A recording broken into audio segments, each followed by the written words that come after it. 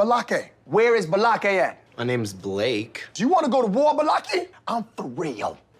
Ron. Ron is here along with Natalie from Scientology, Life After a Cult. Welcome. Aloha. Aloha. For anyone not yet familiar, you can find Natalie's channel right here. Scientology, Life After a Cult. Oh, let's do this. Let's do this view. It's been a while since I've done the close-up view. Yeah, I've been doing the close-up view because the people demand it. They seem to like it better. So you tell us in the chat, y'all like the close-up view better? I don't, but I'm all for what you guys like. I'm all about providing the experience for people that come on over. It's funny, as a creator, I prefer the other view where we're zoomed out like this. But when I'm watching other channels and they're doing the zoomed up view, as a viewer, I like this better. So I'm not sure why I feel differently about it. Yeah, I like it too.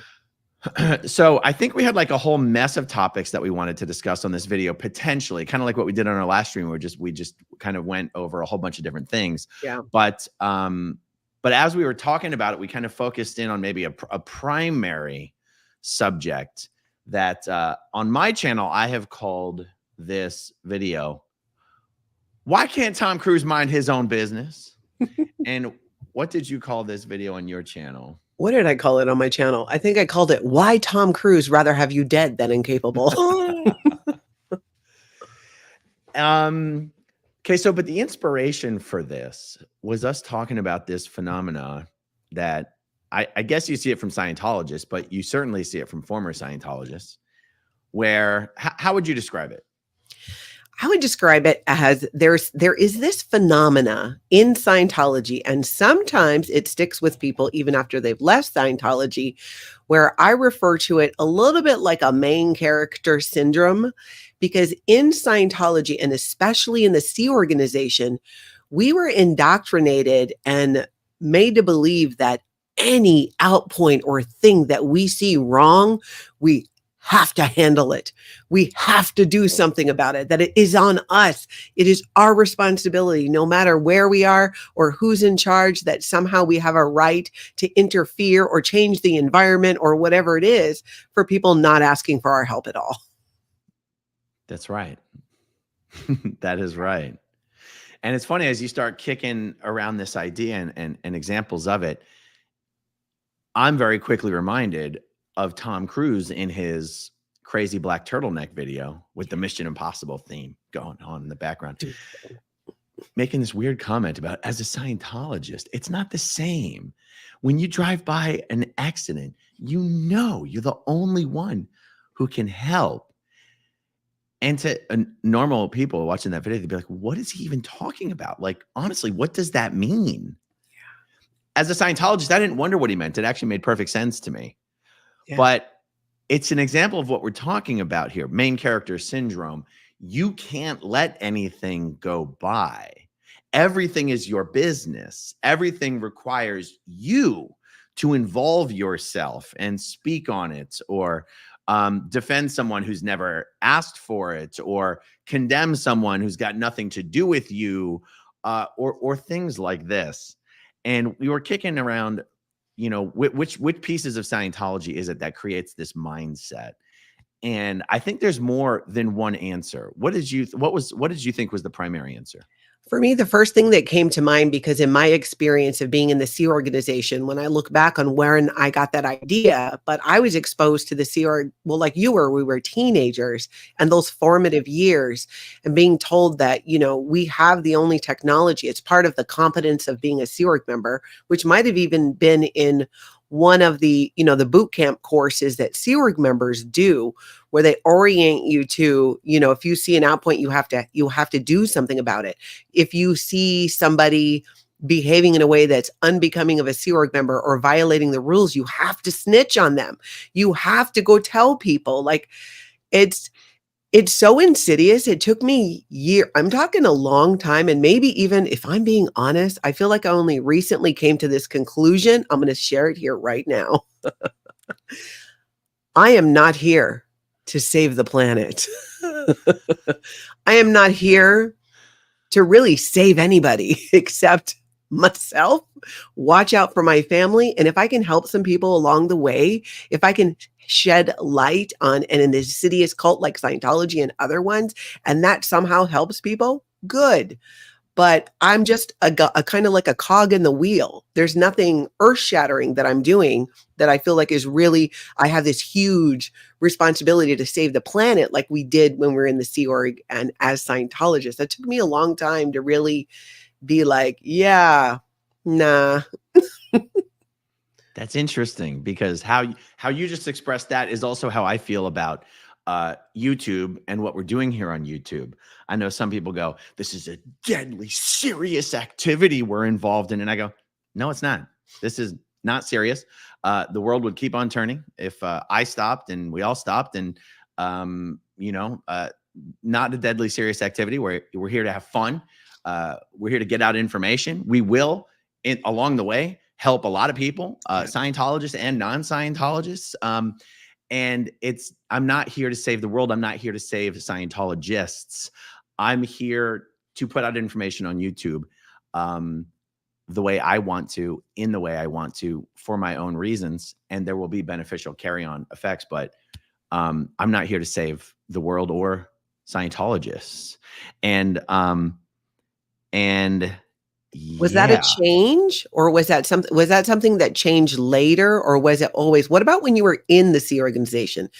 Did you feel like that, when we were told, like, we were like, we're saving the planet, we're doing these things because every man, woman, and child depends on what we do here and now in Scientology?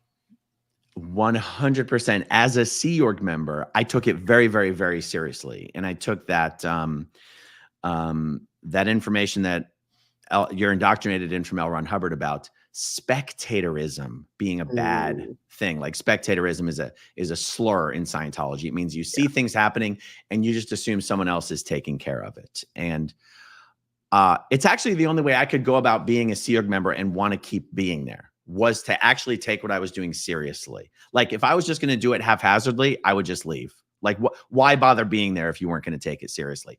Yeah. I did see so many other Sea Org members who clearly did not want to be there and did not take it seriously. And I always ask myself, actually, I would not ask myself, I would actually say to them, like, particularly if some of them were my juniors, and if we were having like sort of a tough talk, I'd be the guy who'd be like, I don't understand why you're here. Why don't you just leave the Sea Org? I wasn't the guy trying to hold on to Sea Org members. I was like, I don't understand it. You don't really seem to be with the program. I go, then why are you here? Leave, go do something else.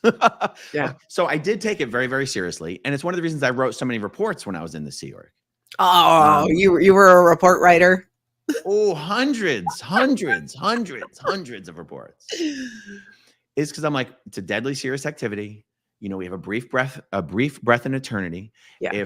If we don't, we have the chances are small that we will even make it. But if we do, well, because of the hard work of a dedicated few, and you're doing yourself and your coworkers a favor by putting in ethics and enforcing discipline on a one-on-one basis, peer-to-peer enforcement of discipline, not expecting all the discipline to come from the top down. Not, discipline meaning like just putting in order and compliance and all that stuff.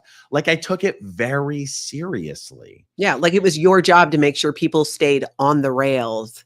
Yes. Yeah. Or we're getting in that keeping Scientology keeping Scientology working policy and rules about it. Like, it was your duty to, I get it. That's I think it's a cult thing too. I've seen that in some other cults where it's, what you said about it being a deadly serious game. I mean, L. Ron Hubbard says that.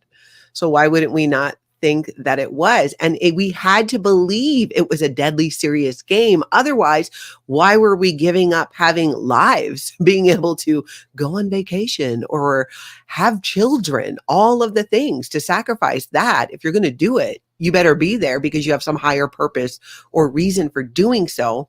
I think it's just eventually, I think we realized that it's BS. It's just not true. It's not what we were actually doing. But letting go of that mentality of having to report on people and tell people what to do and think you know better than everybody else, I feel like is a journey out of that cult mentality. Absolutely. Or how about, I mean, this is sort of a piece of that, of always trying to organize something, always trying to Mm. take something that's just organically being what it is and trying to make it into something different, or make it into something better, or improve it, or Yeah. streamline it. And it's like, why? Let it be what it is. Not Mhm. everyone has to be doing the same thing. Not everyone has to be doing it. Hmm? Why do I hear something? What do you hear? Hold on. Okay. I don't know. Mm. Um, shit. What was I saying? Oh, not everyone has to be doing the same thing. Not everyone has to be doing it for the same reason. There doesn't have to be coordination. I've seen an effort in our community to take what is just an organic thing that exists, a bunch of individuals, and just insisting it has to be coordinated, or a group, or it has to be guided, or it has to be led, or there has to be a purpose. And I go, no, no, it doesn't. No, it doesn't. As seriously as I took being in the Sea Org, or took my job as a Sea Org member, the moment I left the Sea Org, I didn't have any of that anymore. I just, it made no difference to me. I mean, I wasn't even for the years that I was technically a public Scientologist, I didn't even consider myself really a public Scientologist. It was just like a default thing of like, well, that's what I am because I'm not staff and I'm not Sea Org. But I feel like there's so many tangents I could get into, but here's one, because I'm sure not everyone has heard me say this. Even when I was on post as the TechSec Echo Day, Mhm. you know, at that point, well, at the point of this story, I probably would have been maybe 24 years old. I'd been Mhm. basically working for Scientology full time since I was like 12. I'd never been a public. And I remember, and I'm now a Sea Org member, a billion years working for this organization. And I remember sitting there, I was waiting for course to get out. I was in the hallway because I was going to have to do a briefing to all the students when they got out of course. And I remember asking myself, if I wasn't in the Sea Org, if I was one of these public in these course rooms, would I spend $1 of my money or 1 minute of my time schlepping in here to sit down in one of these chairs in one of these course rooms just to study an LRH book with a course supervisor peering over my shoulder, constantly stopping me to find a misunderstood word, giving me spot checks, giving me meter checks, getting started checkouts? And I thought to myself, not in a million fucking years would I come in here and pay to do a Scientology course. And you'd think, well, that must have been an eye opener for you, right? You must Yeah. have left shortly Yeah. after that. No, not at all. What do you think? What kept you there then at that point? Because that's kind of the whole point of doing it. One, inertia. Yeah. It's just so easier to keep doing what you're doing. Like if I put myself right back into that mindset, I'm thinking, sure, if I was a public, I wouldn't pay to do this stuff. And then I go, but I'm not a public. I'm a Sea Org member. Yeah. And it doesn't matter that I wouldn't come in and pay for this stuff. These people would. Yeah. And as long as they're here, my job is pretty easy enough. Make sure they get their courses, make sure they get their auditing. I'm married. My family's in Scientology. Her family's in Scientology. Plus, I just knew I could never, ever, ever bring myself to walk down to HCO and say, I don't want to be here anymore. I just didn't even have it in me. I knew it could never even be possible to just say that. And so it was kind of a dilemma, but it was also a dilemma. I didn't spend a lot of time dwelling on it because as a Sea Org member, you've got so much demands on your time. It's easy not to dwell on things. How did you, so if you, at that point though, when you're thinking that, how did you end up then actually leaving? Because you left, you didn't blow, right? I mean, you left properly because you were in good standing Scientologist after that. So how right. did you actually, because you would have had to have gone in and say, I don't want to be here anymore. Right. And so that happened after Heather got pregnant. That's where right. we didn't have to say, or I didn't have to say, because also prior to the pregnancy, if, when I said I could never bring myself to go there and say, I don't want to be here anymore, that would imply I was leaving by myself. Yeah. Yeah. Never mind the fact that in order to do that, I would have to basically tell my wife that I was leaving her just because I couldn't handle being in the Sea Org anymore. And Yeah. none of that made sense to me. So early on in my Sea Org career, I was the tech sec at ASHO and Heather was the senior LRH host PAC. At some point, she got busted out of CMO and became a course supervisor at ASHO Day. Mm-hmm. And then I sort of got busted off post as tech sec ASHO and became the lower level cramming officer AOLA. So we were both doing jobs we did not really like. Mm. And it was becoming more and more clear to each of us that the other one would be amenable to leaving. If one of us wanted to leave, the other one would be amenable to leaving. And even then, we never actually had a conversation about it. We never had a conversation about it. Yeah, I know that dance. You just did the dance of, let's see if we don't take action to not be pregnant, just roll the dice, see if anybody says anything about it. Yep. Let's do one little thing and see if there's any sign of objection. Oop, no sign of objection. Let's proceed. Okay, still no sign of objection. Let's proceed. And then one morning, honestly, I think it was one morning while getting ready for a post that she basically said, I think I might be pregnant. And I was like, oh my God, are you serious? But it was this unspoken like enthusiasm about it. Like she didn't even say it like she was afraid of the response. She was like, I think I'm pregnant. Yeah. I was like, oh my God. And so then when she confirmed it, we had a little celebration in the room with some Diet Coke and some sushi, which is about as much of a celebration as you can have in the Sea Org. Picked up from Rite Aid, of course. We're talking grocery store sushi here.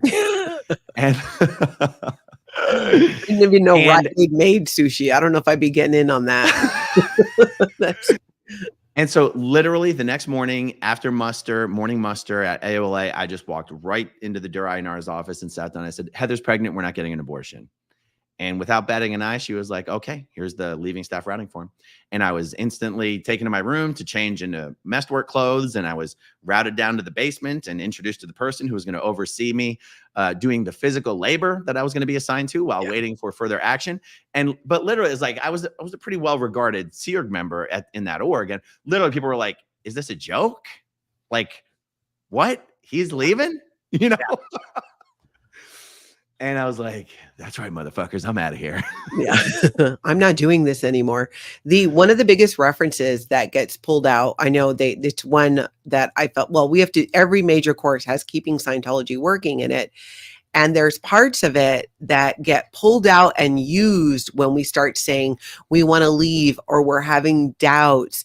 And it's part of the brainwashing to reframe it all for us. And I think parts of that policy letter are some of the most dangerous things in Scientology when it comes to the mindset. And I feel like it's a spectrum in Scientology. You have public Scientologists who are, dedicated.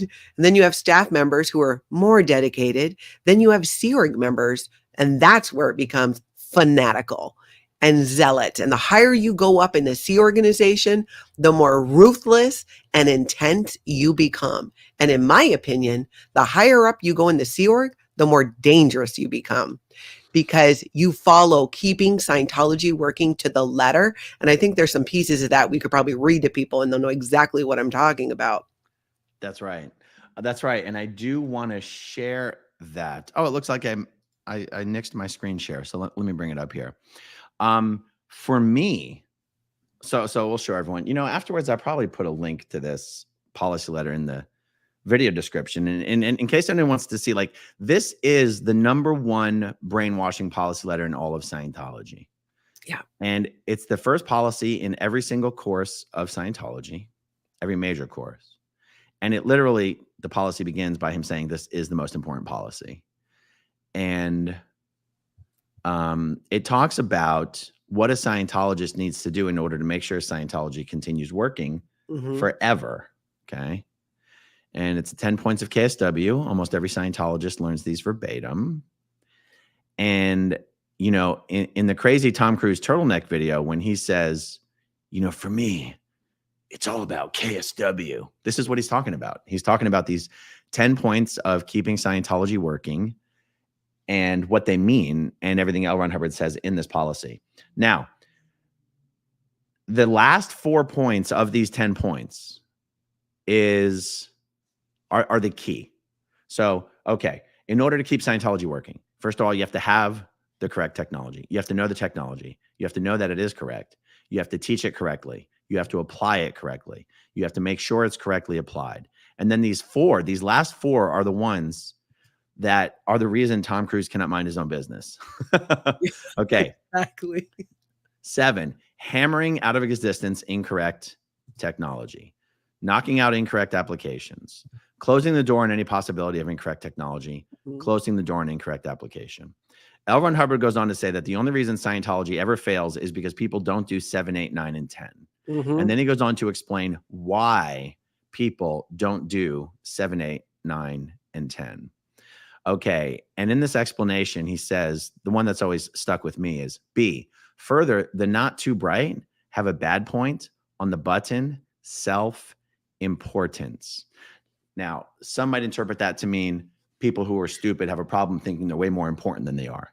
But a comprehensive understanding of this policy letter actually indicates that what it means is the problems that people have in applying 7, 8, 9, and 10 is they don't think they are important. They always leave it to someone else. Someone else is going to I'm scrolling up. Yeah. Someone else is going to hammer out of existence incorrect technology. Someone else is going to knock out incorrect applications. Someone else is going to close the door on any possibility of incorrect technology. And someone else is going to close the door on incorrect application.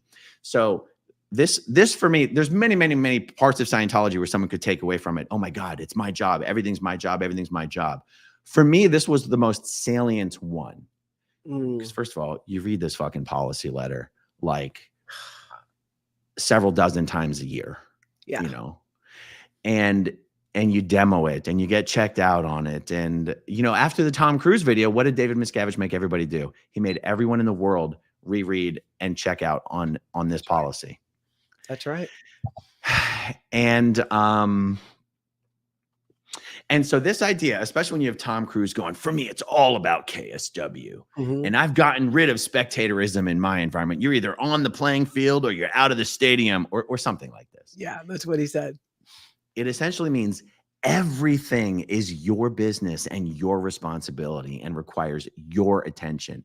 Because if you don't do it, then why would you expect anyone else to do it?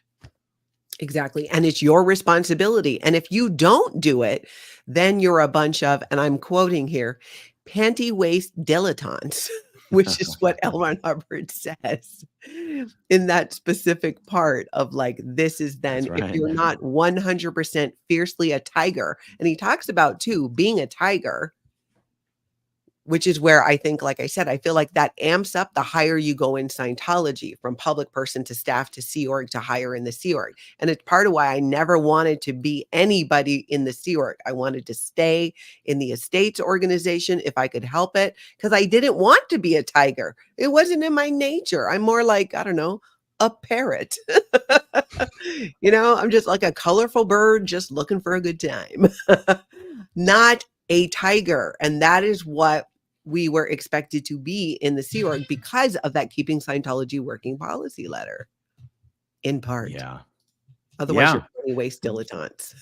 Yeah. Did you have a problem? I know you said only recently you sort of realized, or well, I don't know if you said how recently, like you're not here to save the world. How long did it take you to get out of this mindset? And what do you think it is that helped you get out of it?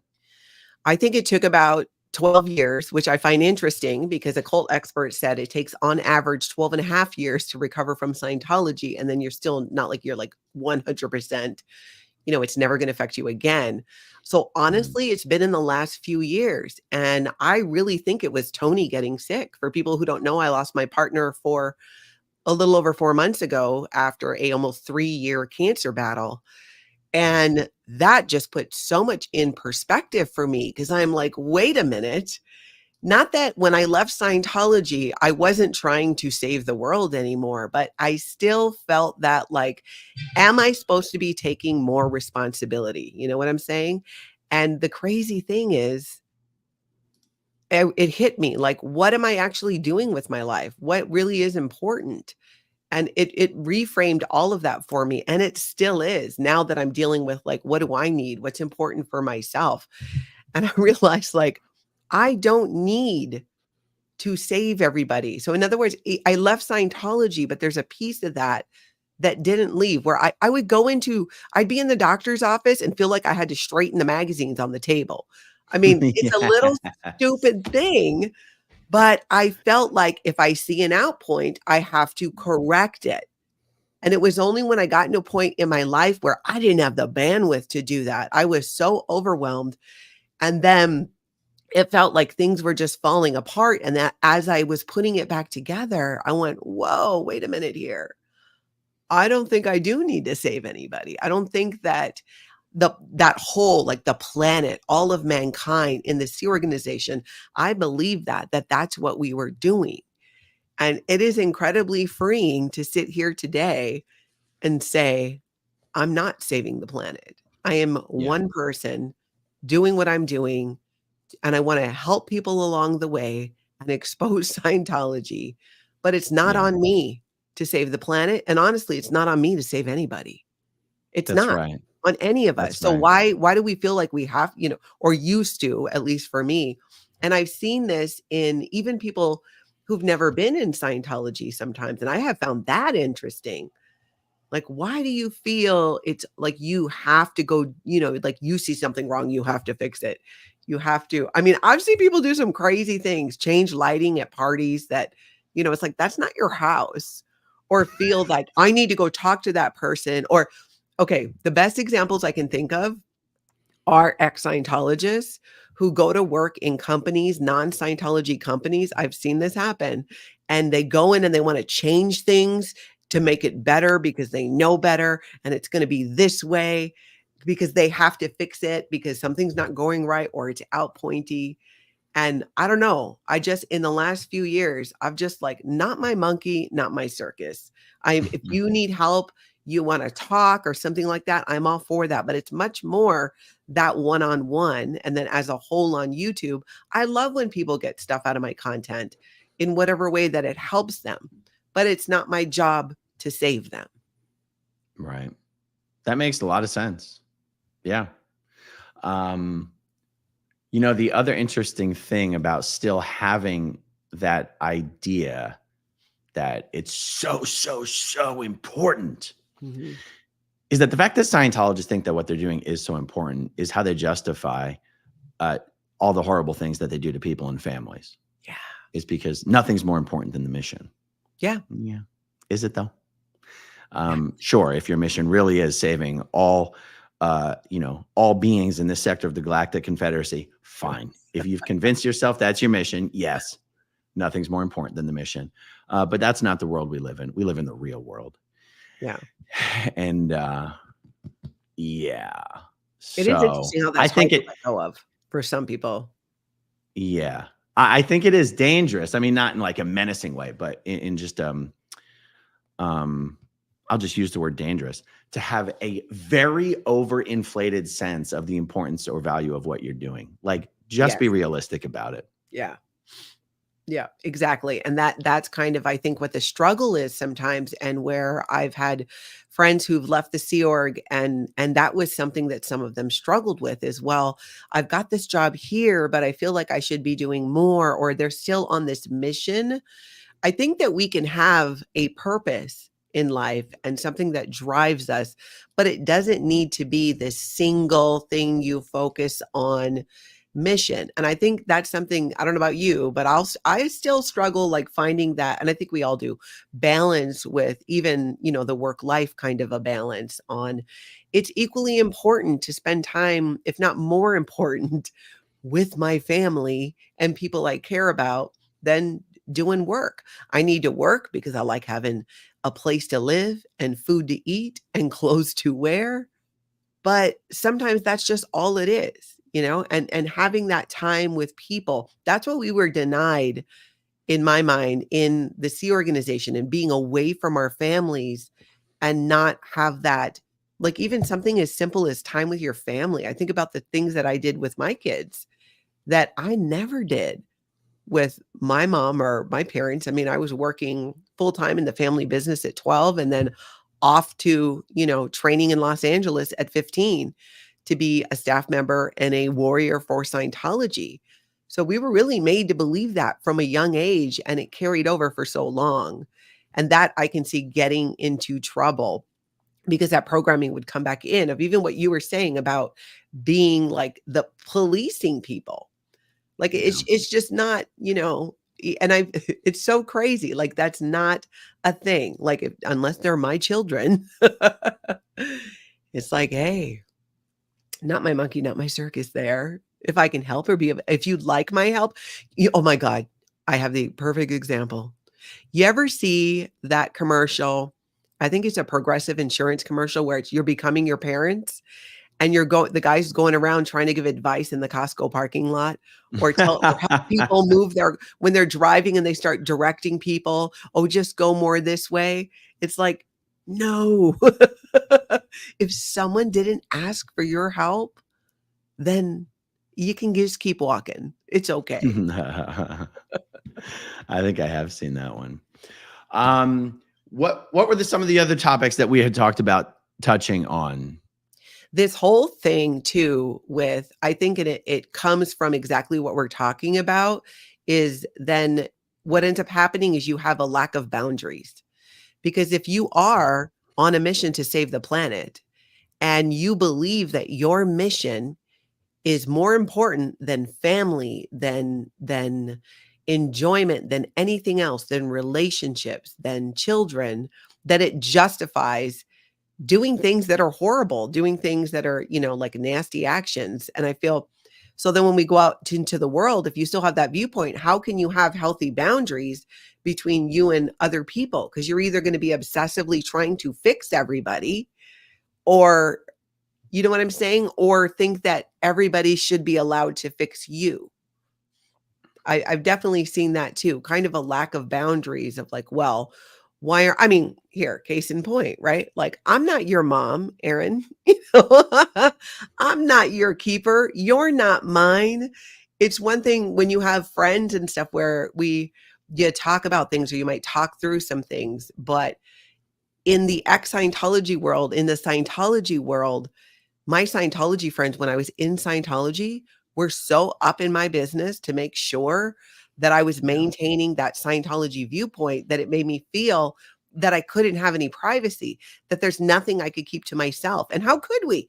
We had somebody doing room inspections every week, going through our stuff, telling us what we can and can't have in our room, telling us what we can and can't have in terms of pictures of our own families. So how do you leave that with any type of idea of what a healthy boundary looks like? You don't. That's right. There is a thing I've personally experienced this where because in Scientology, it's you're so used to being told that if you don't want to answer a personally invasive question, it's because there's something you're hiding. Yeah. Whereas that translates into the real world into actually not being able to recognize what healthy boundaries are. Like it's okay for there to be things that are no one's business. Yeah. And it's okay to not know everybody's business. That is so foreign in Scientology because what you were saying earlier, we would report on each other. We would write knowledge reports, things that shouldn't be because people were violating policy or not doing what we felt they should be doing in alignment with that policy of keeping Scientology working, which is the same one where L. Ron Hubbard says, we rather have you dead than incapable. That is the viewpoint. If you are a Tom Cruise level Scientologist, you rather have people dead than incapable. Like that's exactly what it says. That's right. And that's what you called your video. Yeah. And let's pull up, let's pull up that quote and keeping Scientology working right here. This is, Yeah. Not one namby-pamby bunch of panty-waist dilettantes have ever made anything. It's a tough universe. The social veneer makes it seem mild, but only the tigers survive, and even they have a hard time. We'll survive because we're tough and dedicated. When we do instruct someone properly, he becomes more and more tiger. When we instruct, half-mindedly, are afraid to offend, scared to enforce. We don't make students into good Scientologists, and that lets everybody down. The proper instruction attitude is you're here, so you're a Scientologist. Now we're going to make you into an expert auditor no matter what happens. We would rather have you dead than incapable.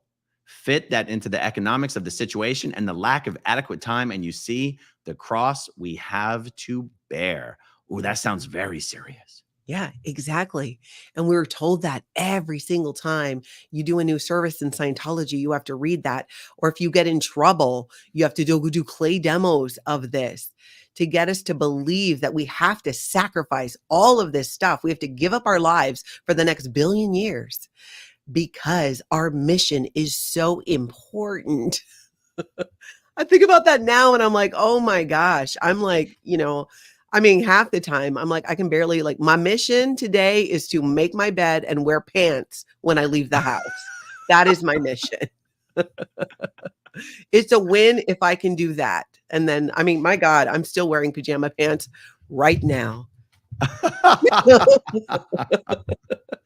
I'm only half dressed because I'm not leaving the house. And I still think that that's a win.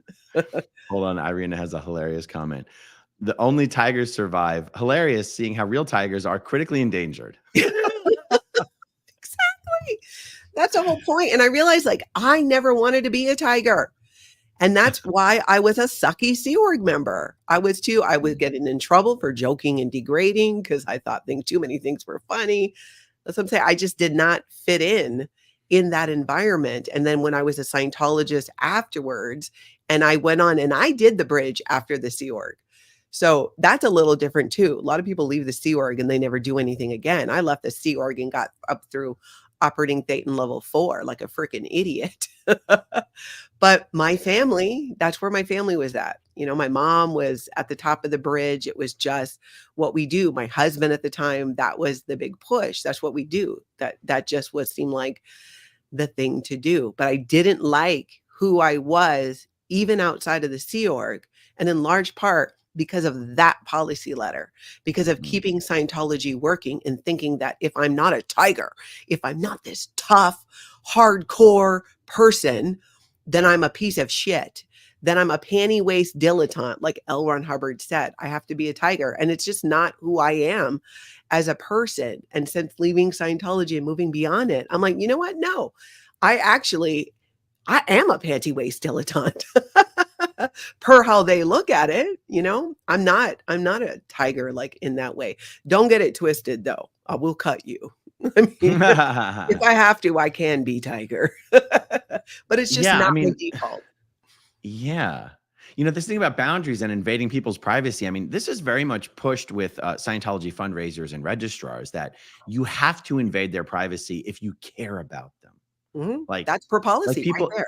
Yeah. Like people who have back off, like, I don't know, it seems impolite. It seems rude. It's like, if you don't want to invade their privacy, you don't care enough about them to break through their brick overcoat of resistance and their social veneer. And if you really cared about salvaging that being, you would invade their privacy. Yeah. And so it's weird. The no boundaries thing very much goes both ways. Oh yeah.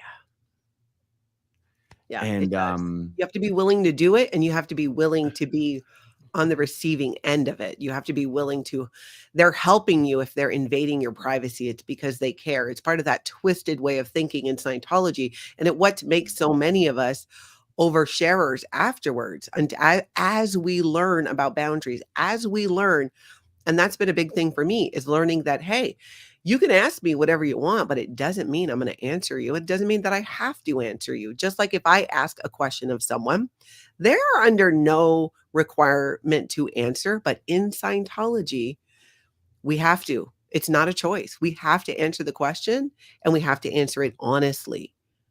Mankind depends on it.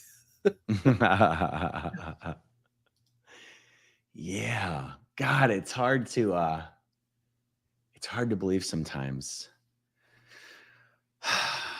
how crazy and obsessed and extreme that Scientology viewpoint really was.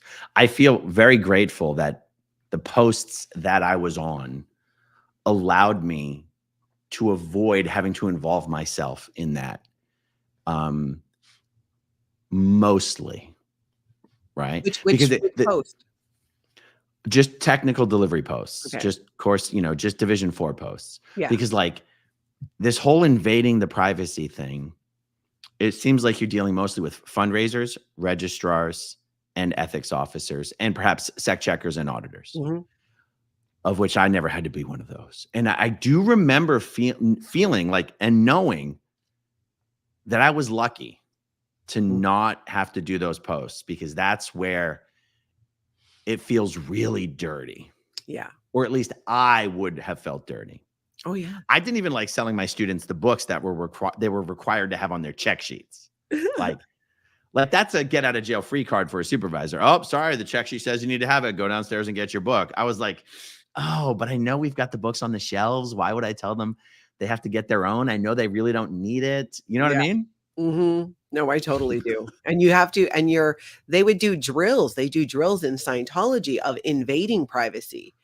Especially to me, the worst, the International Association of Scientologists, those registrars, I think were some of the worst when they would try to get money out of people, because you're not giving money for services. You're not giving money for something in Scientology that you're going to get. You are strictly donating funds.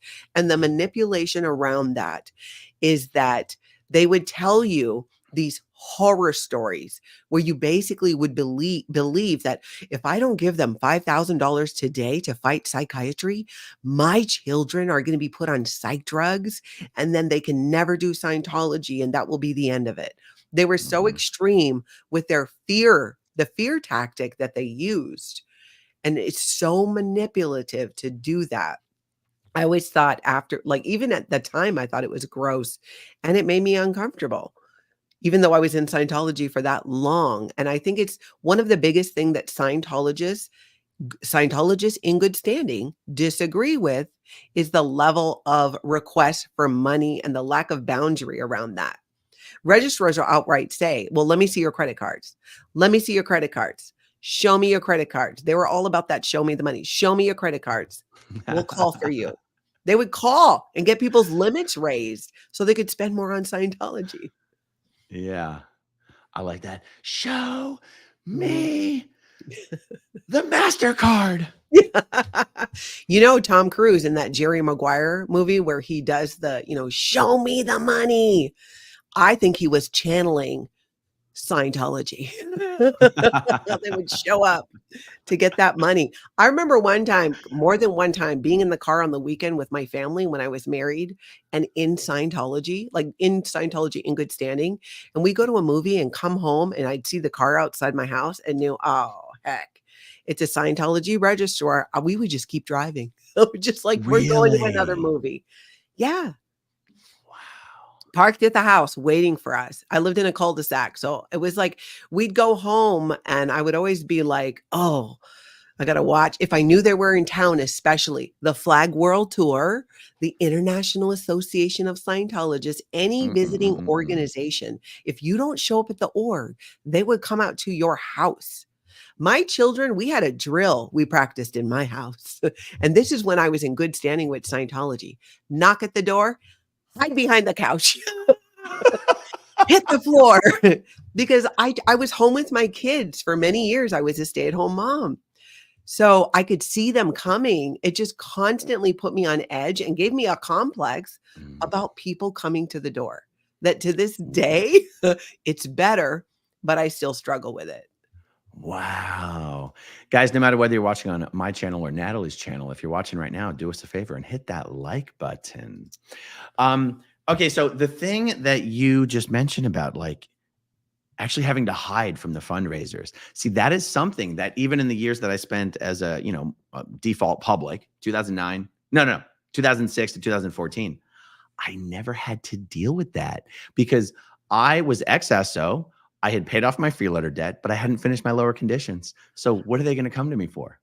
But they wouldn't go to you for donations though?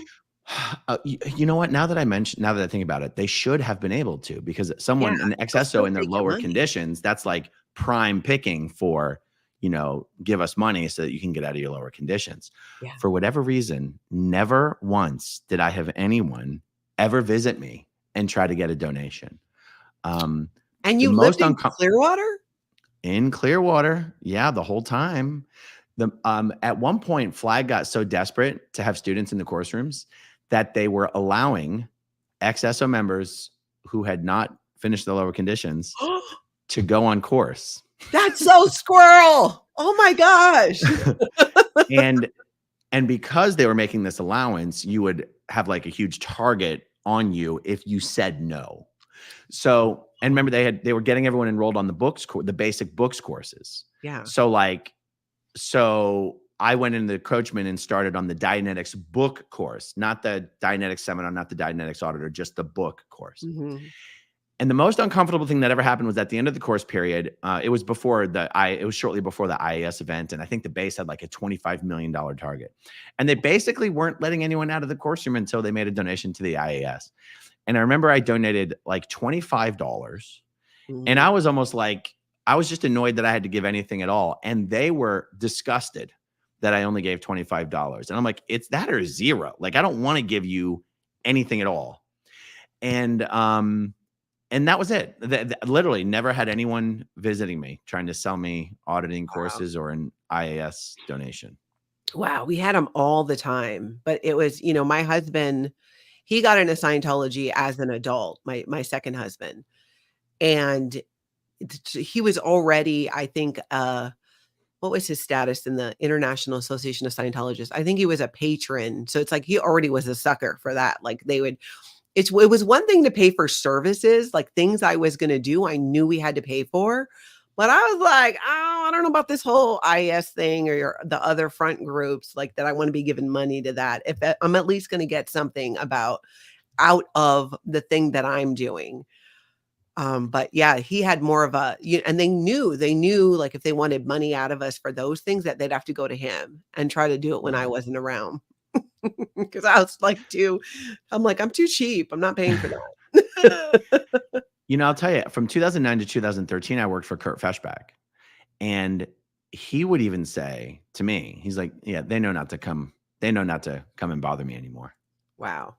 The whole time I worked for him, we worked, our office was just a couple minutes from Flag. Not once did IAS registrar or a services reg come to the office, even Thursday before 2, to get any money from anybody. That's crazy. Do you think it was because he set them straight, or do you think it's because they're, how sometimes they would say like, okay, you can't reg this person. Like if they were maybe like a little upset, or a celebrity, same way you couldn't.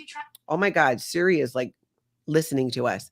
Same way that you couldn't recruit the children of certain like celebrity Scientologists.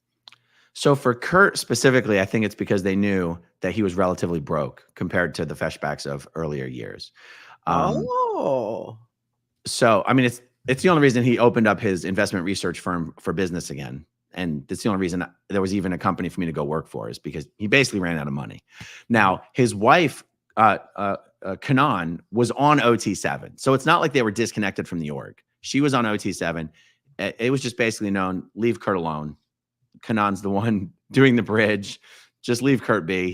He's paid his dues. He's, whatever. He's earned his stripes. Just leave him alone. Just put him out to pasture. Don't bother him. How do you think it's handled with, like, if you think about people like Nancy Cartwright or Tom Cruise, are they totally handled by the president? I know that like you're not allowed to, like if you're an IAS reg, you just can't go show up and start asking them for money. It's all done, I think, through the president's office. But do you think, like, if I had to guess, she has a dedicated IAS reg. Okay. A la Charmaine Rogers, who I believe is dead now. But they're just real people who have class and taste and expensive, probably drives a Mercedes and wears, I don't know, the IAS suits are pretty freaking nice. I mean, especially the ones at Flag. And I'm guessing the president's office does not reg Nancy Cartwright for IAS donos. because let's be honest, the IAS is senior to the president's office anyway. Yeah. Oh yeah. If they Yeah, wanted yeah, to, yeah. I guess. But it just seems like, but it would just be like them to shoot themselves on the foot in that way and go after, just keep hitting. And then you add into it the whole ideal org program. So now you got to buy buildings. See, that would be an interesting question to get an answer to, is who is her fundraiser for the ideal org projects that she's donated so much money to? Because damn well the IAS regs are secretly furious, seething with resentment Oh yeah. at the ideal org strategy, that it's diverting so much money away from the IAS. Yeah. And so there's no way her IAS reg is also her ideal org reg.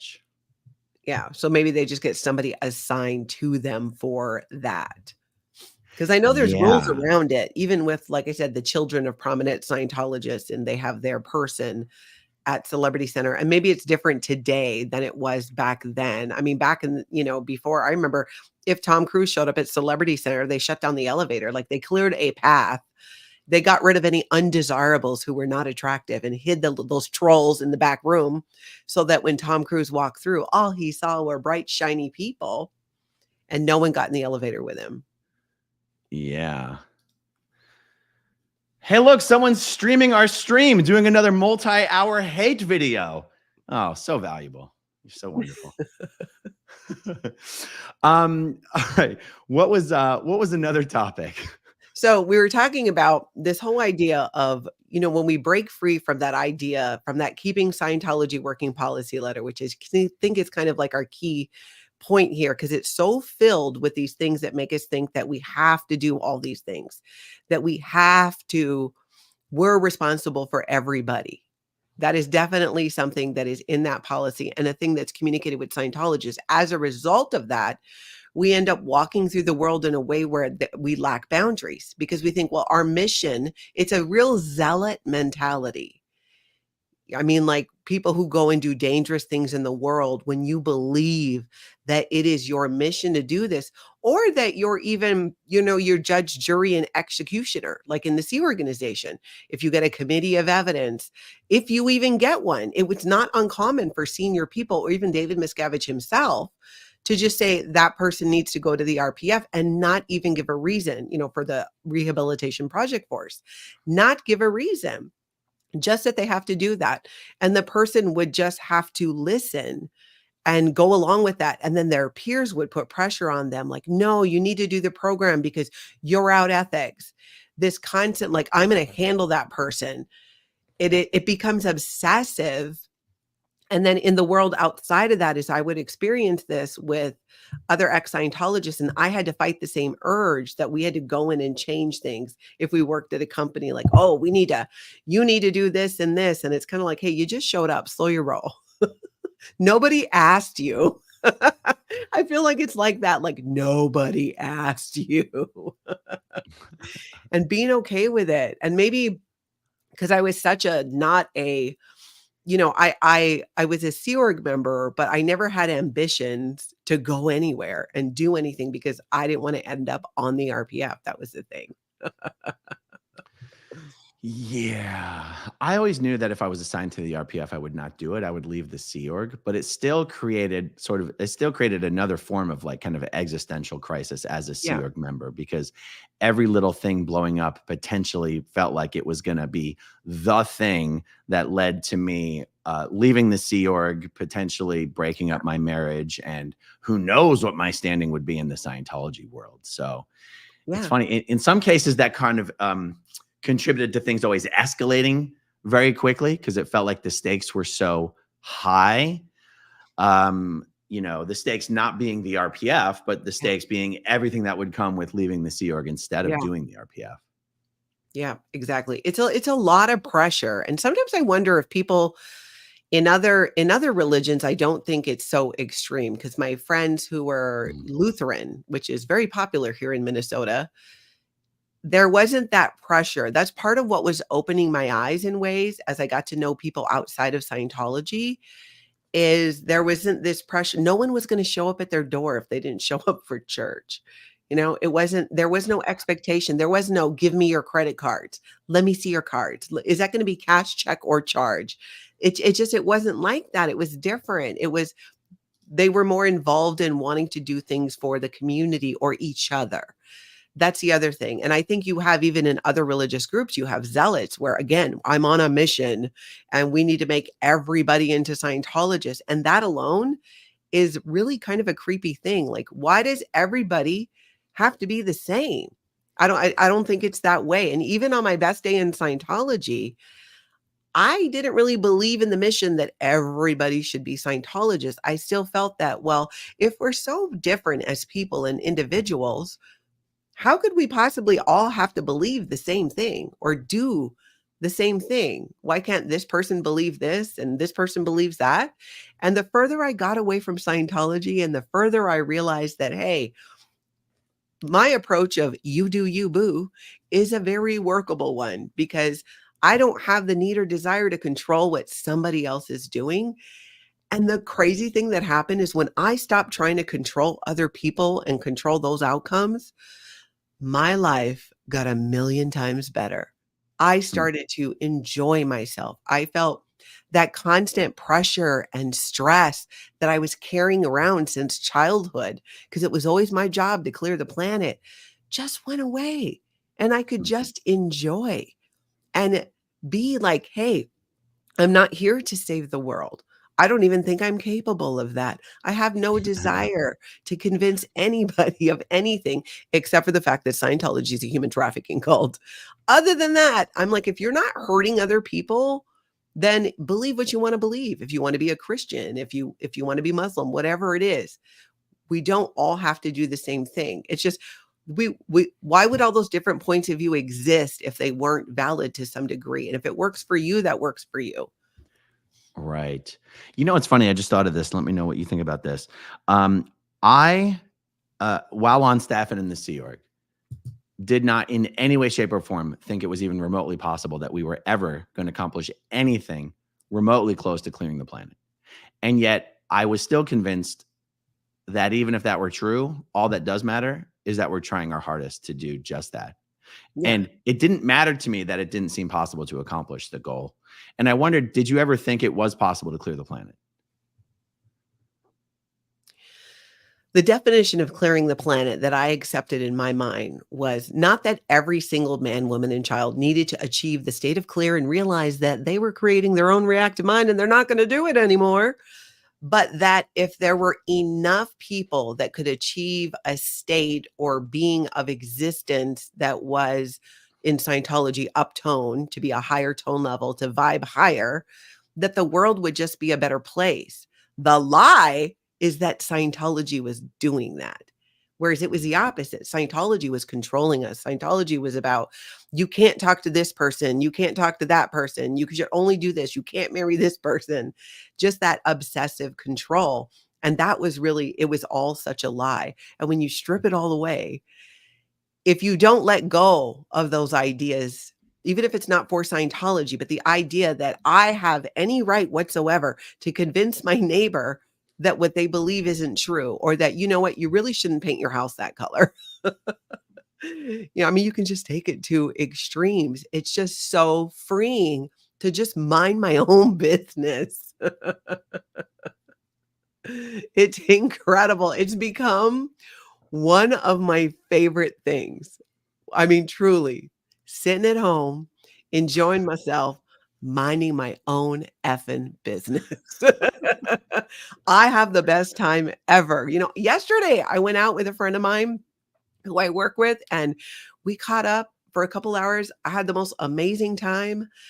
And it's easy to get caught in, especially when, working from home, to just be home and then be working and even put in too many hours at work and neglect other relationships and friendships and time with family. And that's something for me that I've really been working on, especially now, is because it just really hit me. And again, I think it was just having that major loss with Tony of what really matters. Really, at the end of the day, what we wanted to do was, it was always the simple things.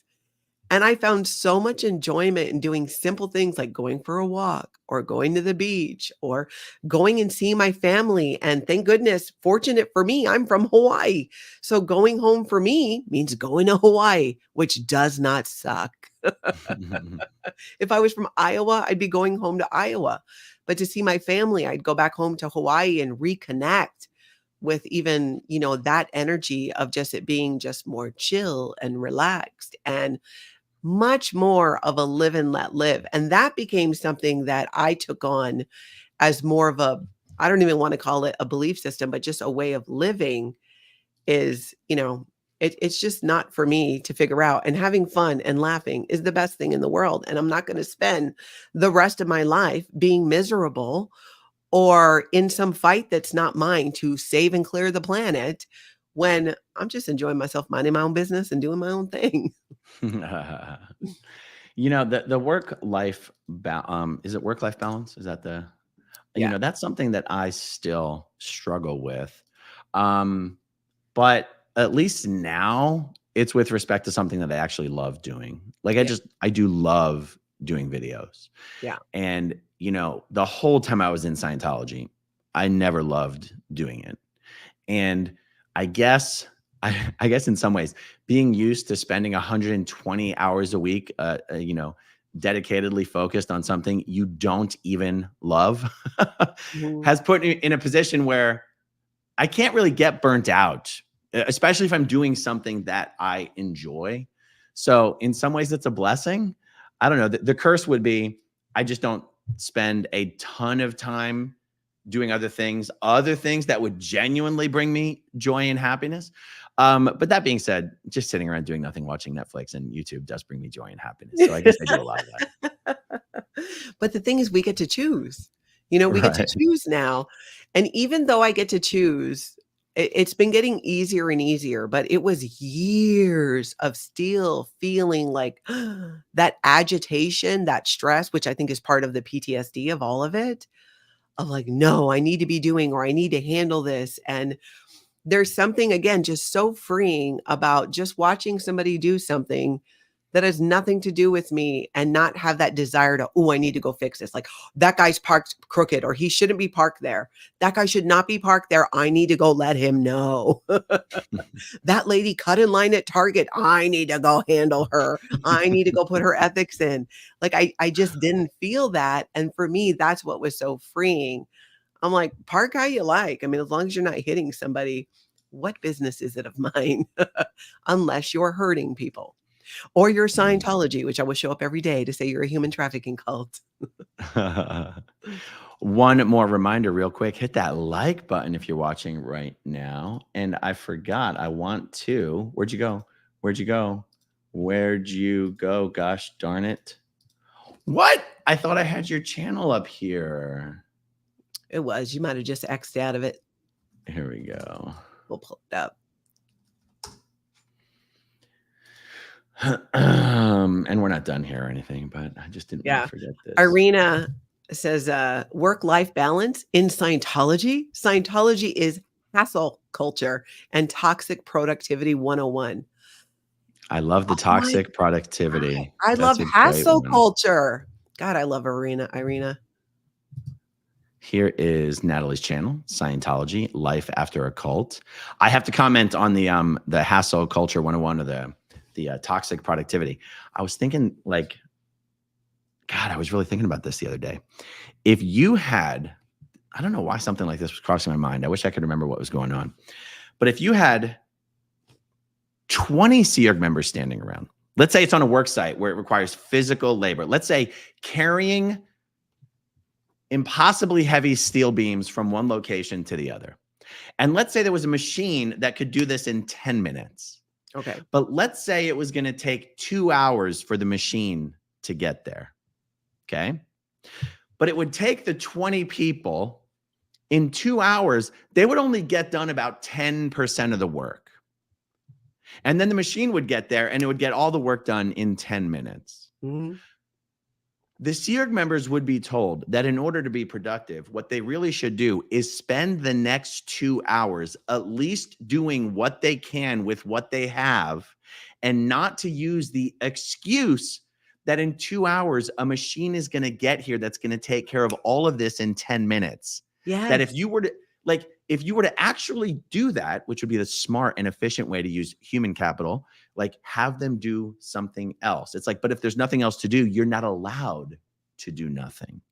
So Exactly. in order to be productive, you should go do that thing that is totally not necessary, but it's better than doing nothing. Mhm. Now, this is why it's toxic productivity, because what would be better for the organization is to give its 20 staff members 2 hours of chill time to relax, recuperate, get some energy. Like, but Scientology, no, you can't do that. You can't do that. This is deadly serious. Only the tigers survive. Toxic productivity. I love that phrase. Yeah, Irina for the win there. That really does sum it up. Exactly. That feeling that I still will, and I'm trying to get better about doing this during the day. I'll do it in the morning and I'll do it at the end of my day, where I just try to either read or sit and have some tea and stare out the window, just have that quiet time to just kind of let my brain calm down. I need to do that more throughout the day, because I'm finding that when I do that, just even for 10 minutes, for me, it really kind of resets my nervous system. I feel more capable of doing the things I need to do because I took a little bit of downtime there. But you're right, we weren't allowed to do that. And it took me, oh my gosh, 13, 14, I mean, honestly, up until recently to be able to do that and be okay with it. And there's still a little bit of agitation there that, like, oh, you have to be doing this. I used to sneak up in the Sea Org. I used to go sneaking up to my room when I was married, so I had my own, we had our own room, one room with a bathroom we shared. And I remember sneaking up there just like to go listen to music. Just for 10, 15 minutes to just hide away and go listen to music. Just a little thing like that. But we we didn't have breaks. There was no 15-minute break. There was none of that. There was no like, oh, you have the evening off. There was none of that. And when that's your habit, even when you leave that, because of policies like keeping Scientology working and this whole we rather have you dead than incapable point of view, it's hard to give that up and realize that, hey, I'm on this planet just like everybody else. And if they're having a good time, I want to have a good time too. And if I'm having a good time, maybe they might enjoy having a good time, because life is hard enough. There's enough challenges and things that will happen in our lives to make it suck. So why would we go out of our way to find reasons to make it suck when we could be doing things that are actually enjoyable? And I know you and I share this. We both really enjoy doing videos exposing Scientology. It is, I mean, I don't know, next to chocolate, it is up there for me. I love it. It's so much fun. It's even more fun. God, it's so funny. I even get more enjoyment out of it when I'm able to take something that's relatively small, unimportant, and meaningless and turn it into a fun 20-hour conversation about Scientology being a destructive human trafficking cult. Like last night with pretty much no notice, I was just so frustrated that I hadn't gotten some videos that I was planning on doing done. That at like 10 o'clock at night, I was like, oh, because you mentioned there was this funny tabloid article about whether Cardone Cruise is taking over Scientology or something. And I was like, I don't know what's in that article, but whatever it is, I can do something with it. And I pulled it up and I read it through and I was like, hey, any excuse to talk about Scientology being a family destroying human trafficking cult on YouTube, count me in. And when I finished that short 20-minute video, making something out of nothing, I was like, I'm in an unusually good mood right now. And I haven't been in a very good mood for a while. I was like, why am I in such a good mood right now? And I was like, because those are a lot of the videos I used to do more of. Just, taking something that's relatively nothing and turning it into something. It's just very rewarding. I just love doing it. I think because it points out the absurdity of Scientology. Those little things that they're not always necessarily, this is the thing that's going to end Scientology, but it's that, hey, this is how they actually think. Because even the Cardone Cruise thing, is he being groomed to be a leader in Scientology? I don't know, but I wouldn't put it past them. And because so many things have changed, back in my day, there are things I would not expect to happen. I'm blown away by how offended I get at current Sea Org members sucking at their job. Like I'm not embarrassed by it, but I'm kind of like, why do I give a shit? Because I'm like, where is the pride in your work? Like, what are you doing? It's just like, you're so sucking at this. But that's because there's like nobody hardly left. Scientology is doing such a wonderful job of destroying Scientology that so much of what we're doing is just, going, hey, look at that. Watch this train wreck happen here. And it's similar with even people who live stream outside of Scientology is look at this train wreck over here. They're doing it on their own by the way that they respond. So I wouldn't put it past them to have some weird, if Connor Cruise, it could be something as simple as he's going to join staff at his mission, but run it, right? Like there was that other celebrity, the kid with the red curly hair who became a mission holder, I think in Bel Air. Patrick Renna, the Los Police Mission, Patrick Renna, and actor Jason Doring joined staff at LA Org when I was out there in the Sea Org. No way. Yeah. Yeah. I'm telling you. From Veronica Mars, I think is what he got real famous for at that time, back in the late 90s, maybe. I think so. Speaking of Sea Org members doing their jobs horribly and Scientology generally destroying itself, you did remind me. The SPTV Foundation is currently helping two specific people that I have in mind who are leaving Scientology, one of which is a second-gen born-in member who we are helping to leave. And so I just want to put a link in the live chat, and I'll just show you guys just a reminder of the website, the SPTVFoundation.org. If anyone wants to support the foundation with a donation, we are, like I said, currently helping two people that are leaving. And the information, the information that current members who are leaving are able to share just solidifies how much Scientology is rapidly imploding. So without giving any specifics, I will say this. This Ideal Org program has been going for 20 years now. Yeah. Okay. And I can tell you, as verified by actual statistics, some of the most well-known Ideal Orgs are making as little as $1,000 a week. Wow. I do not mind saying, because I think anyone would assume as much, I make more on YouTube than some Scientology Ideal Orgs. Yeah. And these organizations on statistics, as far as number of new people getting in per week, the average is 0. I mean, it might be 0.46, but we round down in SPTV land. And new books, just selling Dianetics books on the street. Mm-hmm. We're talking an average of 3 books a week and sometimes 0. Oh, yeah. And that's even at Ideal organizations. Yes. Like they're new buildings and they got all the bells and whistles, but they still aren't doing dick. Yes. And we're talking about major US orgs. We're not talking about, somewhere else. And there was one other example that I wanted to give there. Oh, David Miscavige has been running this a new executive team training evolution at Flag for the last 4 years. Yeah. There are major Scientology Ideal organizations who have not even sent one trainee to the program. They're required to have 11 trainees per org. There are some that haven't even sent one because they don't even have enough staff members. Of the available staff that they have, they just don't even have anyone qualified who's available to go. Yeah. Like 20 years ago, Philly org, non-ideal org, 25 years ago, Philly org rounded up 6 people to send a Flag for full-time training. Ooh, that's a lot.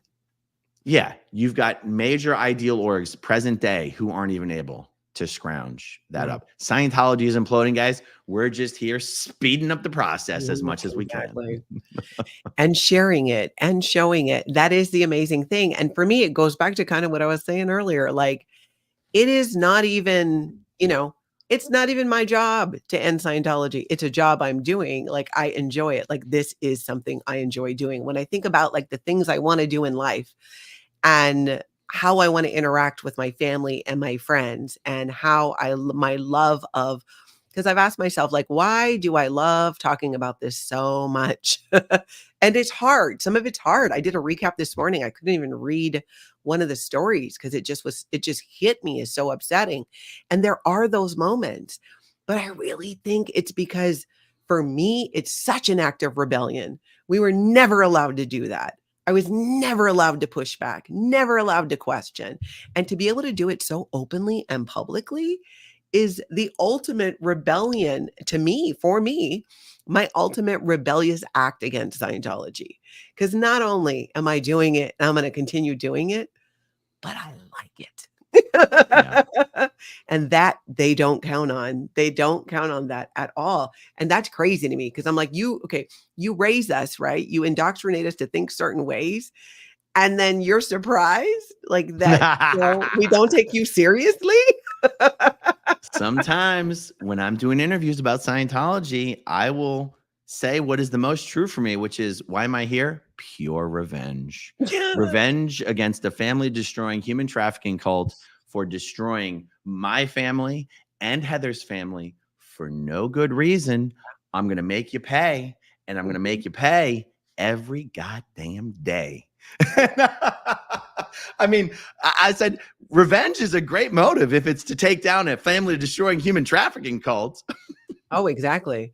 And for the people who, who aren't here, who aren't in a position where they can share their stories, who aren't in a position, who want to so badly to share their story, to get that message out, but because of whatever they have, their situation is, they're not able to. I feel like we do that for them too. And the added bonus is it educates people about what Scientology really is, and they'll never get in the first place because things are already dried up, just That's completely dried up. Their own second, That's third right. generations now are like, yeah, I don't know. I've been on the internet for a while, Mom. I'm not down with that. That's right. That's right. I was just reminded that, Streets LA, back when the protests started, I remember he started to get criticized for having an approach that people felt would not convince people to leave Scientology. And he said, I'm not here to convince people to leave Scientology. What are you talking? I'm here to keep people from getting into Scientology. Mhm. And I think that is noteworthy because I'll speak for myself. When I was in, you could not convince me. You could not have convinced me to leave in any way, shape, or form. I think I feel like I think I can confidently say you cannot convince people to leave Scientology. Yeah. Okay. You can provide help for people who have decided to leave and want to leave. Yeah. You cannot convince people to leave. And it's like, if people want to try to do that, that's fine. But I'm not going to pretend like I think you can, because I was in those shoes and I know you could never have convinced me. How do you feel? Could anyone have ever convinced you when you were dedicated? Yeah. You think so? I was a panty waist dilettante. But I'm Well, gonna tell you did join why. the Sea Org to work in the Estates Org, so that was clear. Exactly. I'm such a slacker. I was like a horrible Sea Org member. For me, it was because I think here's where I think the difference is. A dedicated Scientologist, is there anything you can say that will convince them otherwise? I don't think so. But I believe that the majority of Scientologists have enough cracks and doubts because of their upset over the Ideal Org program and the money and their children being taken into the Sea Org, that it is getting easier. That's starting to come into those cracks of like, wait a minute, what's happening here? I think there are more people like that because I think in Scientology, there's more ex-Scientologists than Scientologists. There's more former Sea Org members than Sea Org members. So many of us have already left. The ones that remain, sadly, we're seeing they are very elderly. There aren't that many younger people, but I think most of them, you have those hardcore zealots where it won't make a difference for that time, especially if you've been doing it, from your younger age and that's all you knew.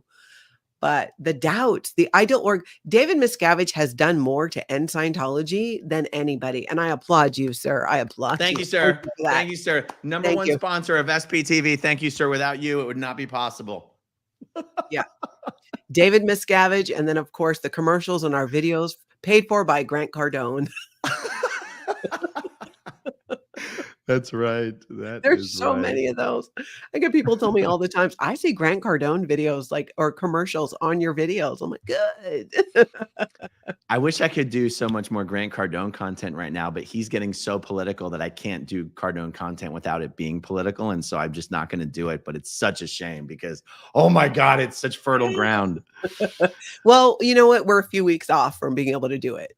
Like the Yeah. election's just around the corner, and then maybe it'll calm down enough. But he's a great example of that similar, that Tom Cruise mentality Yeah. of, you're here on the same terms of the rest of us, and we rather have you dead than incapable. I mean, look what he's doing with, like, even with his children, he's turning his daughter into a little mini, Grant Cardone, no childhood. That's another example. I wish I could do videos shaming him for what he's doing with his daughter, but I feel like I can't without doubling down on what I'm saying he's doing with his daughter. And so I don't do that content. Like, it's disgusting though what he's doing with his kids. Wait, why? I'm not tracking with that. Why wouldn't Well, you? because then I'm just putting so much eyeballs on his daughter, which I don't want to do. Oh, I see what you're saying. Yeah, but I You mean, know? the thing is, he's doing it. I mean, she's doing it. Yeah. But this is a situation where Grant Cardone and his family fall into me for that. Like, yeah, you're not going to convince those people. Why? I don't think his life sucks. You know what I'm saying? He's running around on jets, living in big mansions. This is not a Scientologist who's negatively affected that we're aware of by a lot of the things that the average Scientologist is affected by. Most of us don't have that level of wealth and money to have that kind of life and have the celebrity and, to a degree, protection that can buy you in Scientology as long as you're still donating. Yeah. But what does it mean to him? And it's the same thing with Tom Cruise. Even though Tom Cruise likes to claim he wishes he could go on vacation, he wishes he could do these things, he just can't. He's too busy just trying to clear the planet. I'm like, kiss my ass. You are going around on yachts, on jets, on all these things. I would love your job. I would love your job. I wish I could romp. I want to romp. I want to romp. You don't think I want to romp? We all I want to want to romp. romp. I'm going to have to come on here with a romper. A romper with like a Tom Cruise face. And it says, I want to romp. Was that Romp the word with he Tom used in that? Cruise. Was that the word he used in that video, that he wants to romp? It was either frolic or romp, but my money's on romp. I think he said romp. It's romp. I can see him saying frolic. But yeah, I'd love to romp. I'd love to go on vacation.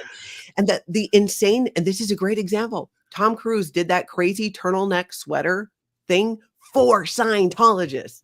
That was never meant to see the light of day to the rest of the world.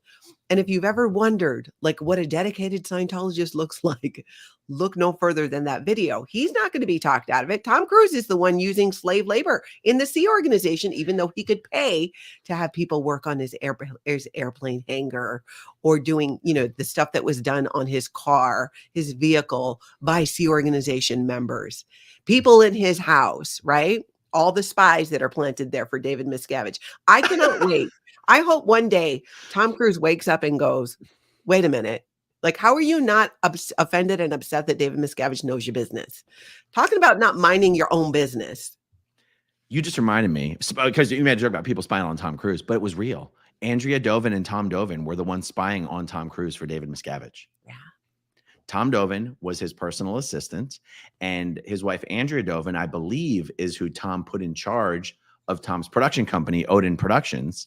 And Tom and Andrea were the ones that would come in and debrief the latest updates about Tom, just to make sure that, Dave could make sure nothing was flapping with Tom. Everything was okay. Just like they had someone like, they had people in Lisa Marie Presley's life who every week would submit a weekly report to the president's office, basically spying on Lisa Marie for Scientology. How can you ever feel like you can really trust somebody and really somebody is a friend? It's got to be bad enough when you're a celebrity and people want to get close to you, or, you know what I'm saying, because you're a celebrity or because you have money, maybe not even a celebrity, but somebody who has a lot of money or means, to trust that. And then you add to it that it's your own church spying on you. They did the same thing with John Travolta.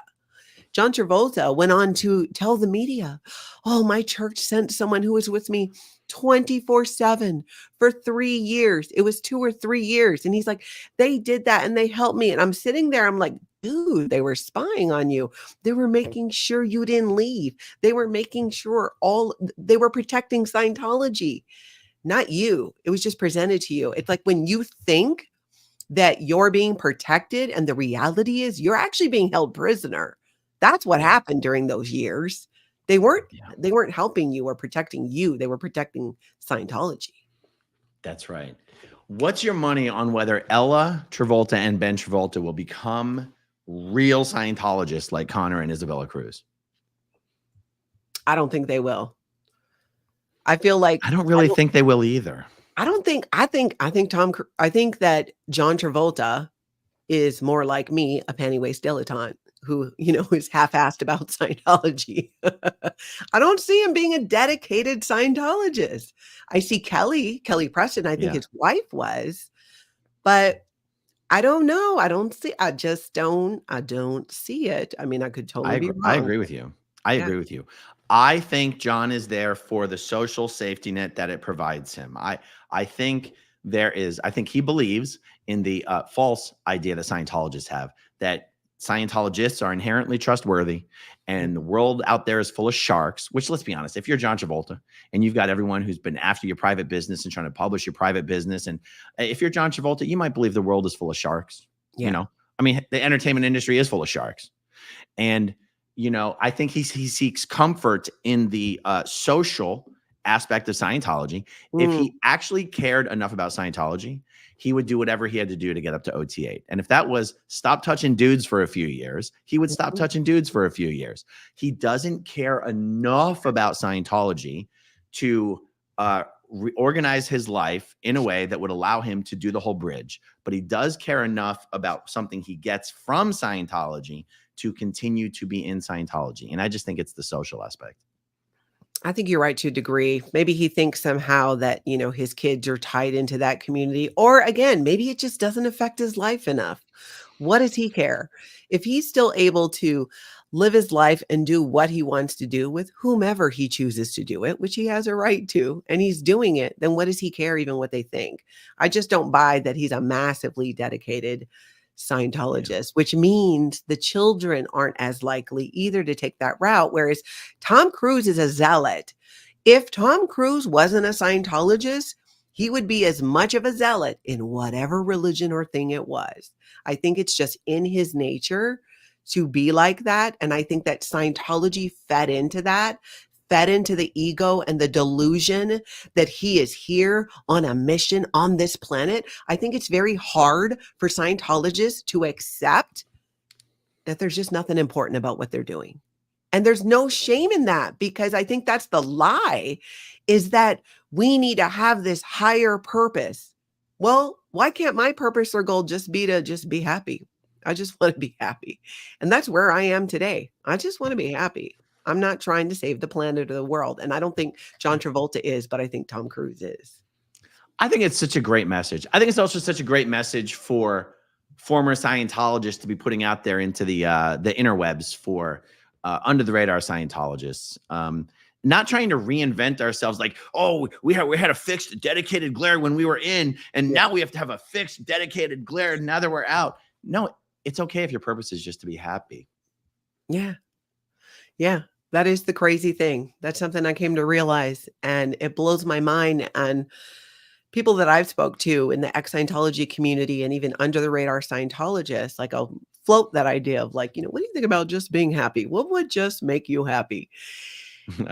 And it is a game changer, because then if you're focused on the things and the activities that bring you happiness and joy, what's going to happen? You're going to have happiness and joy.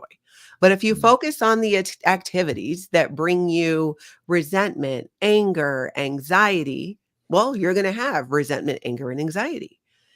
Right. And having the freedom to choose is what I think is part of the healing from Scientology or a high control group. Or if you were in an abusive situation or relationship, sometimes when you're so used to being mistreated, that's like your comfort level, that if you're not being mistreated, you have to create situations so that you are mistreated. Vanessa Winbury, just be happy. What a foreign concept. Vanessa and I are going to be doing a chat very soon. That's awesome. But it's that simple, and I think that is the struggle, and I've seen it too with even people not in Scientology who've been in other, whether it was a high control group or an abusive situation or a controlling family, is, well, if you don't want that life, then you got to do something else. But if you're just Yeah. focused on that and that person, then how does it ever change? And that's where it gets back to me for like just, minding my own business. I cannot control the people. I cannot Yeah. control what anybody else is doing. I can only control how I decide I want to show up each day and what Yeah. makes me happy. I can't control what Yeah. people think about it. I can't control if they want to have some type of judgment on it. I am totally okay with that because what people think of me is none of my business, good or Right. bad. It's just, and as a content creator on YouTube, it's like there's content, there's things that I want to share that I feel will be effective in continuing to shine a light on Scientology, or maybe help people who have doubts about Scientology and they're thinking of leaving, or they want to leave, or that never want to be in it in the first place. But the biggest thing for me that has come out of this YouTube journey so far has been realizing how many people feel the same, the trauma in the ways that like we went through with Scientology. It wasn't Scientology, but they still Mhm. experienced that control and the self-doubt and all of that struggle that it causes for people in life, and they're not happy, is Yeah. somehow hearing our stories. And that's why I wanted to call my channel Scientology Life After a Cult, is to also talk about life after a cult. Is like, hey, I love Scientology, and guess what? Now I don't think it's so great to not have to save the planet. It's such a relief. Yeah. It's funny. I mentioned this on my last video, but you just reminded me of it again. It's one of the things that Jenna has been struggling with on her channel. Is she's like, I want to leave Scientology and celebrate and enjoy life. Yeah. And that's what I want to do videos about. But she's worried, but people will probably only come to me for Scientology stuff. And I go, yeah, but what a cool, unique, compelling message it would be to be like, welcome to my channel. I grew up in Scientology, and having left Scientology, what I'm passionate about is enjoying the things that I love.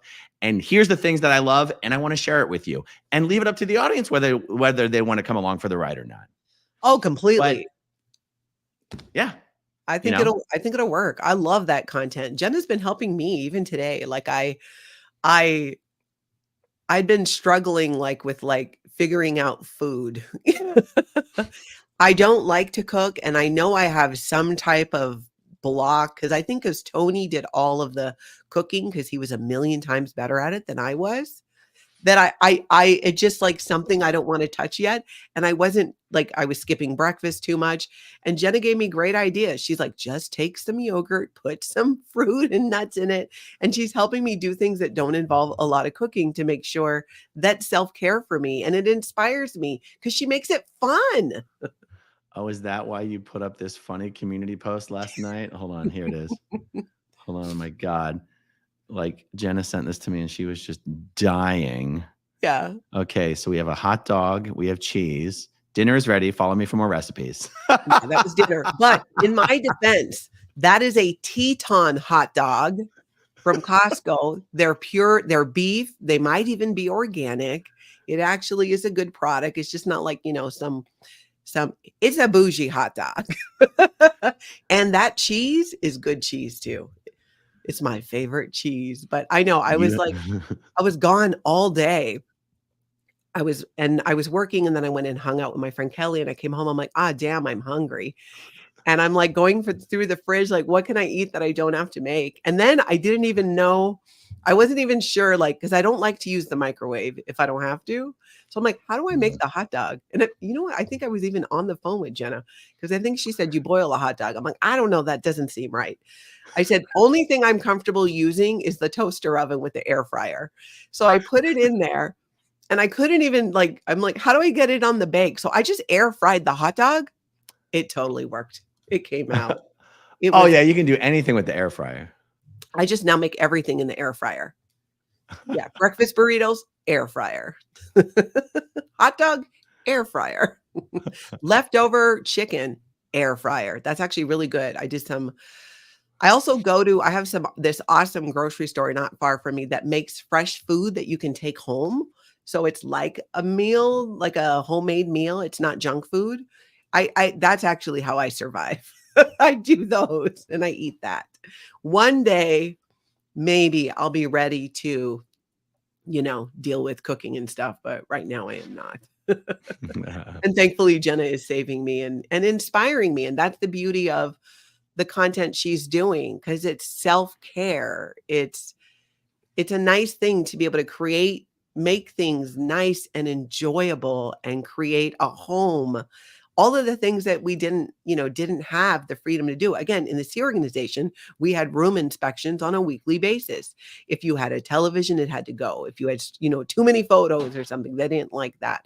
All of that control. And now we can do whatever we want in our homes.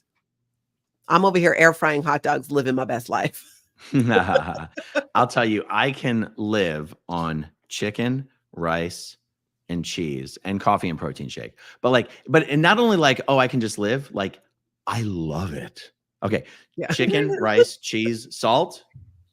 I could eat it all day, every day. I do not require a lot. I will eat, and I'm curious well, I guess anybody could answer this question, whether you were in Scientology or not. I find my comfort level, I would eat the same thing every day if I could.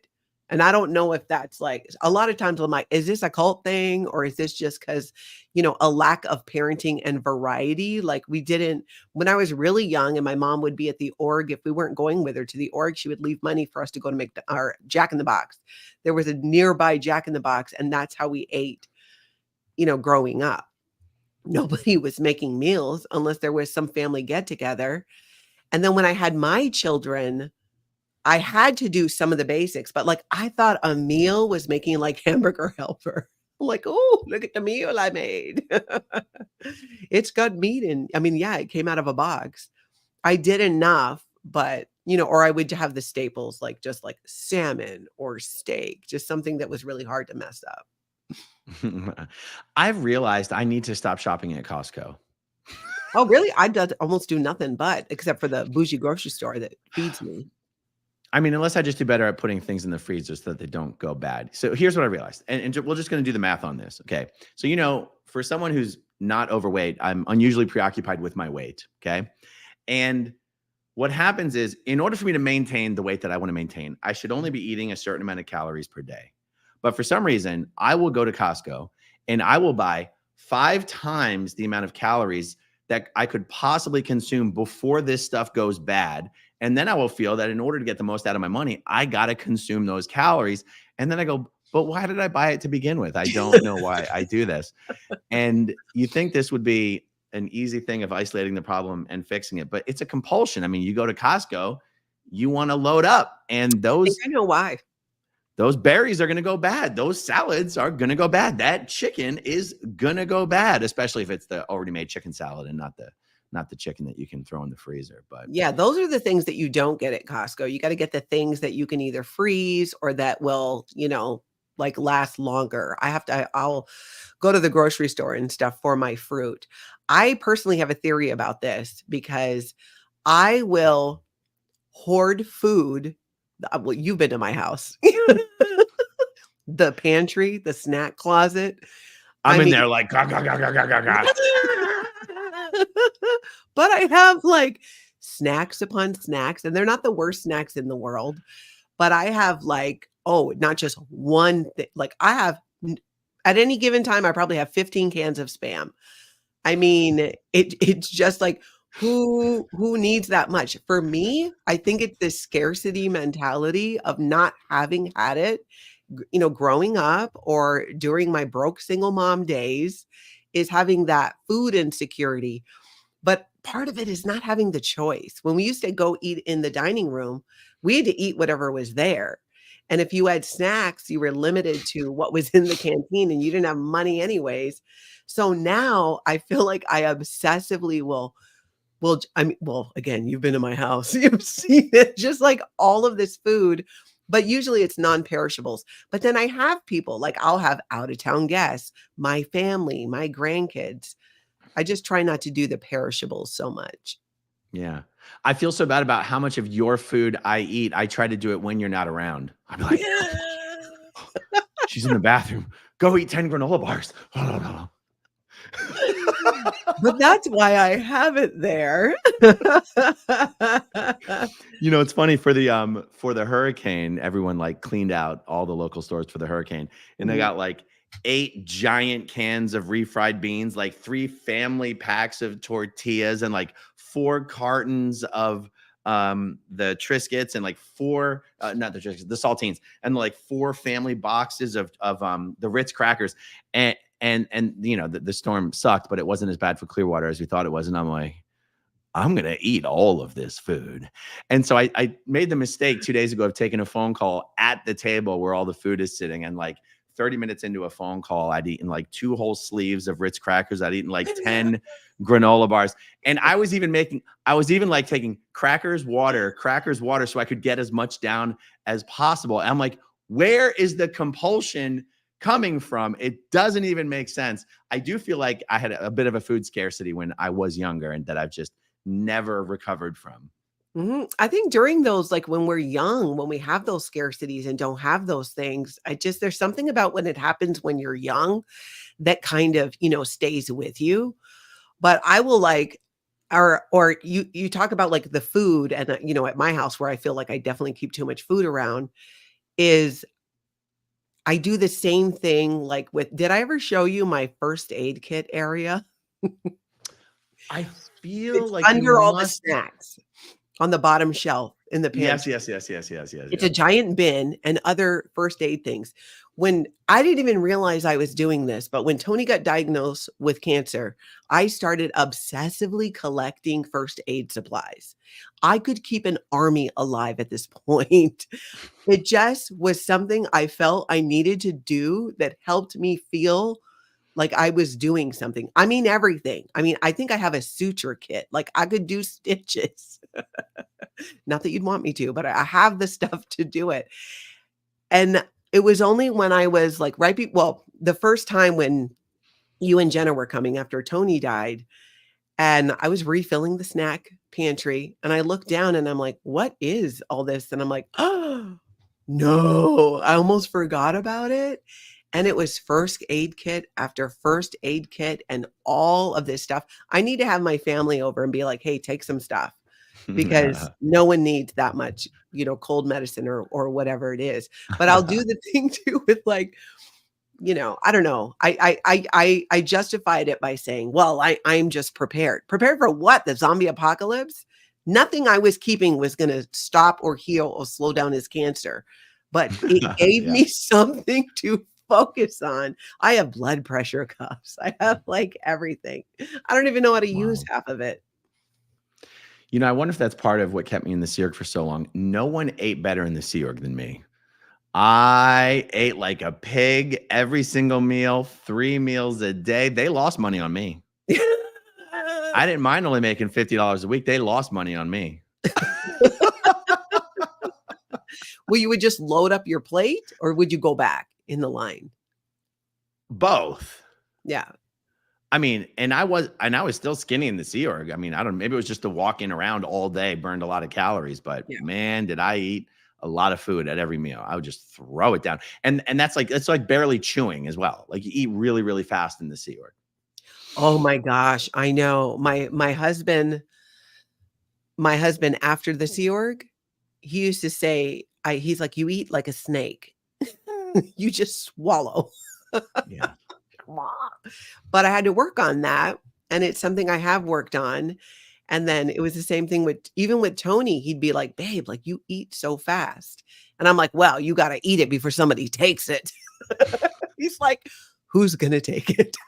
That's right. I'm like, oh yeah, that's right. And he introduced me to the idea of dining, where it's an experience, and you could do multiple courses, and it's about enjoying it. That's why I'm so glad I had my time with Tony, because he was all about enjoying himself and immersing himself in some experience. So even eating became an experience. Whereas for me, eating is survival. I'll even now, like that picture I took of the hot dog and the cheese for dinner, I ate it right off that, what do you call it? The cutter thing. Look, I don't even know. The Cutting board? The cutting board. That is my plate. I put the food on it. I just stand there and eat it. But there are times where I'm like, okay, you need to actually sit and eat. And I try to do that, but it's harder now. I don't though. I eat almost all of my meals standing up in the kitchen, Yeah, I've seen you do watching it. a video or listening to a podcast. I mean, Yeah. if it's like a big old steak, I'll put it maybe on a plate and sit at the table. Yeah. But I wonder how much of that is because we're doing it for survival, because it's not recognizing how enjoyable and pleasurable it can be. I mean, well, we're far enough in the video. This is not gonna be too much TMI, but even Tony, just even intimacy, like learning that it's not a race, it is a marathon. I mean, it can just, Damn. but it's the same thing with food. It's not something you just do to rush through.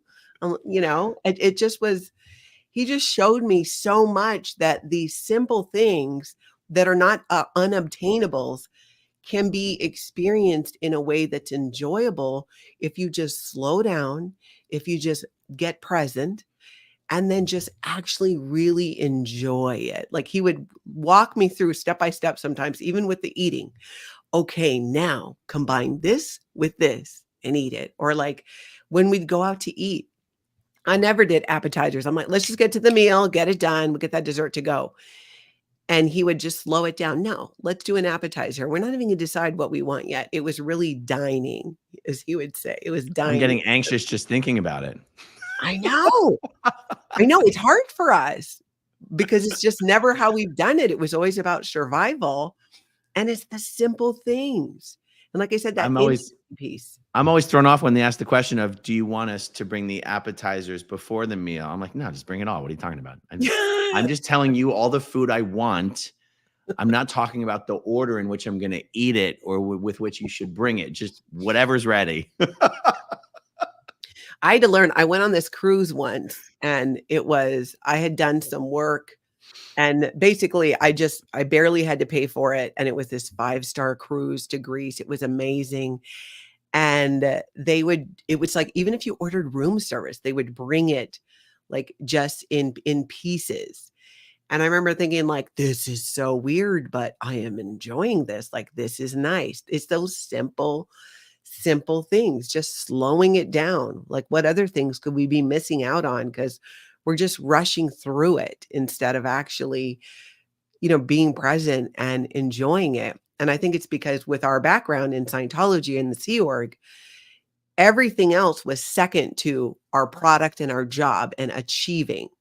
So getting our product, doing our job was senior to everything. So even today, I will prioritize work over eating and self-care. And I'm working on that. I'm working on it on a daily basis. And thankfully, I have people in my life like Jenna and even Nancy, one of my moderators. I'll hop on in the morning, and if I'm not flying in there at the last minute, and if it's like a little bit before, she's like, okay, did you eat? And I'm like, no. Did you take your allergy meds? I'm like, no. But I appreciate that. I appreciate those things. I appreciate that Jenna will like, hey, why don't you just try this simple thing? Like, to make something that's enjoyable. So I like it. Oh, there's Nancy now there too. Yes, you, Nancy. Who, me?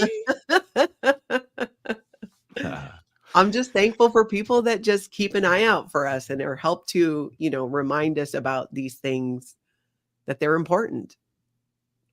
Shall we jump through some of these starred comments? Oh yeah. All right. And I don't think I can tell what channel any of these are on. So, okay. This is a Growing Up in Scientology one. Thank you, Jill Davidson, for a gifted channel membership. RFS Tables question: not to save Scientologists. I thought you wanted them out. So what did you mean? Oh, I want them out, but it's not my goal to convince them to leave. You can only come to that decision on your own. Once someone wants to leave, the SPTV Foundation exists to help them do Yeah. that if they want that help.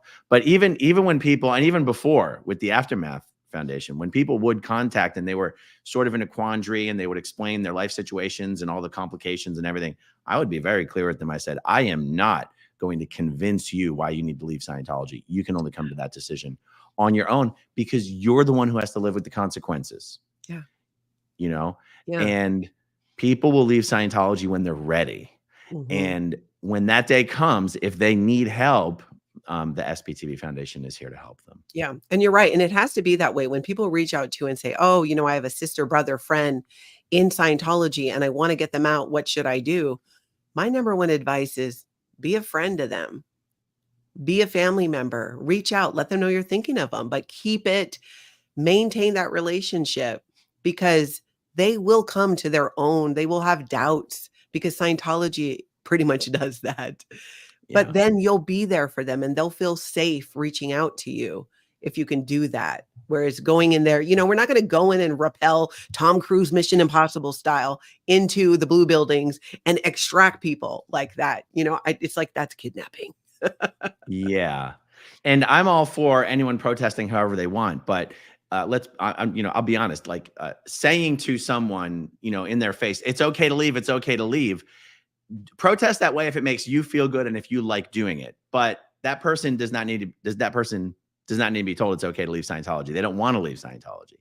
And so that's what I mean. It's like, and that's why even if someone were to contact the SPTV Foundation, we would let them know, like, if you decide to leave and when you eventually decide is the right time for you to leave, we'll help you in any way that you need. Because just imagine how much harder it's going to be to deal with the consequences if you feel that someone else was partially responsible for you making that decision. Yeah, I see what you're saying. It's so much easier to deal with it, to go, it's okay. I went in this with my eyes open and I knew what was going to happen and no one tricked me or forced me or coerced me into doing this. I think that's the healthiest way for that process to go. I think though, I probably don't completely agree with you because I think that there are enough people with doubts and those are the people that I would want to say, but you don't know who is and who isn't a hardcore Scientologist. But I know how many years I went with doubts.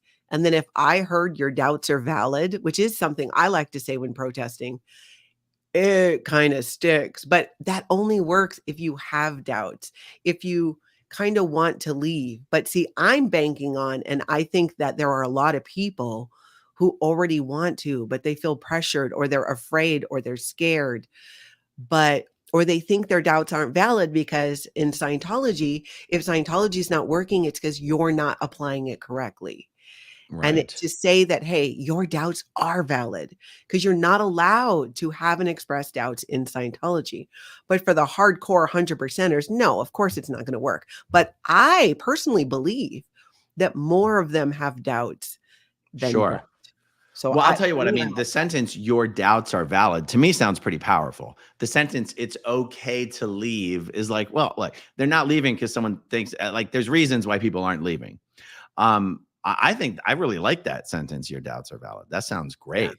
I like your doubts are valid. And I don't know, I still like it's okay to leave because I can remember thinking I can't leave.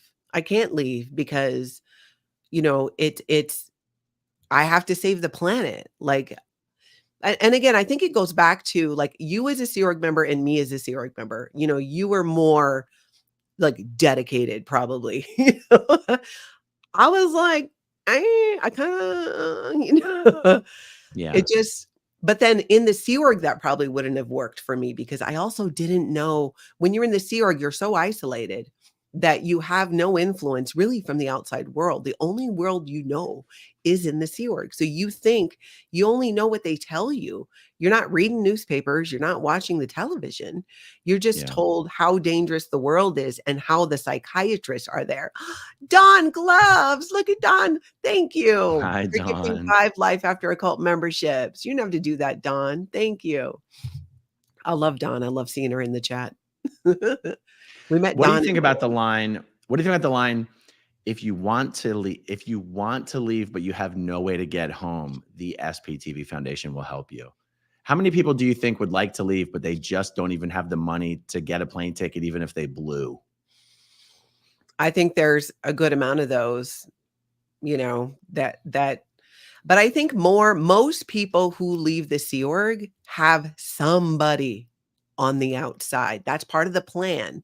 When you listen to the escape stories, they're either leaving with somebody or they have someone they can go to. Mark Headley, I think, went to his dad's. Ronnie Miscavige left with his wife. Even Mike Rinder turned to Mark Headley when he left.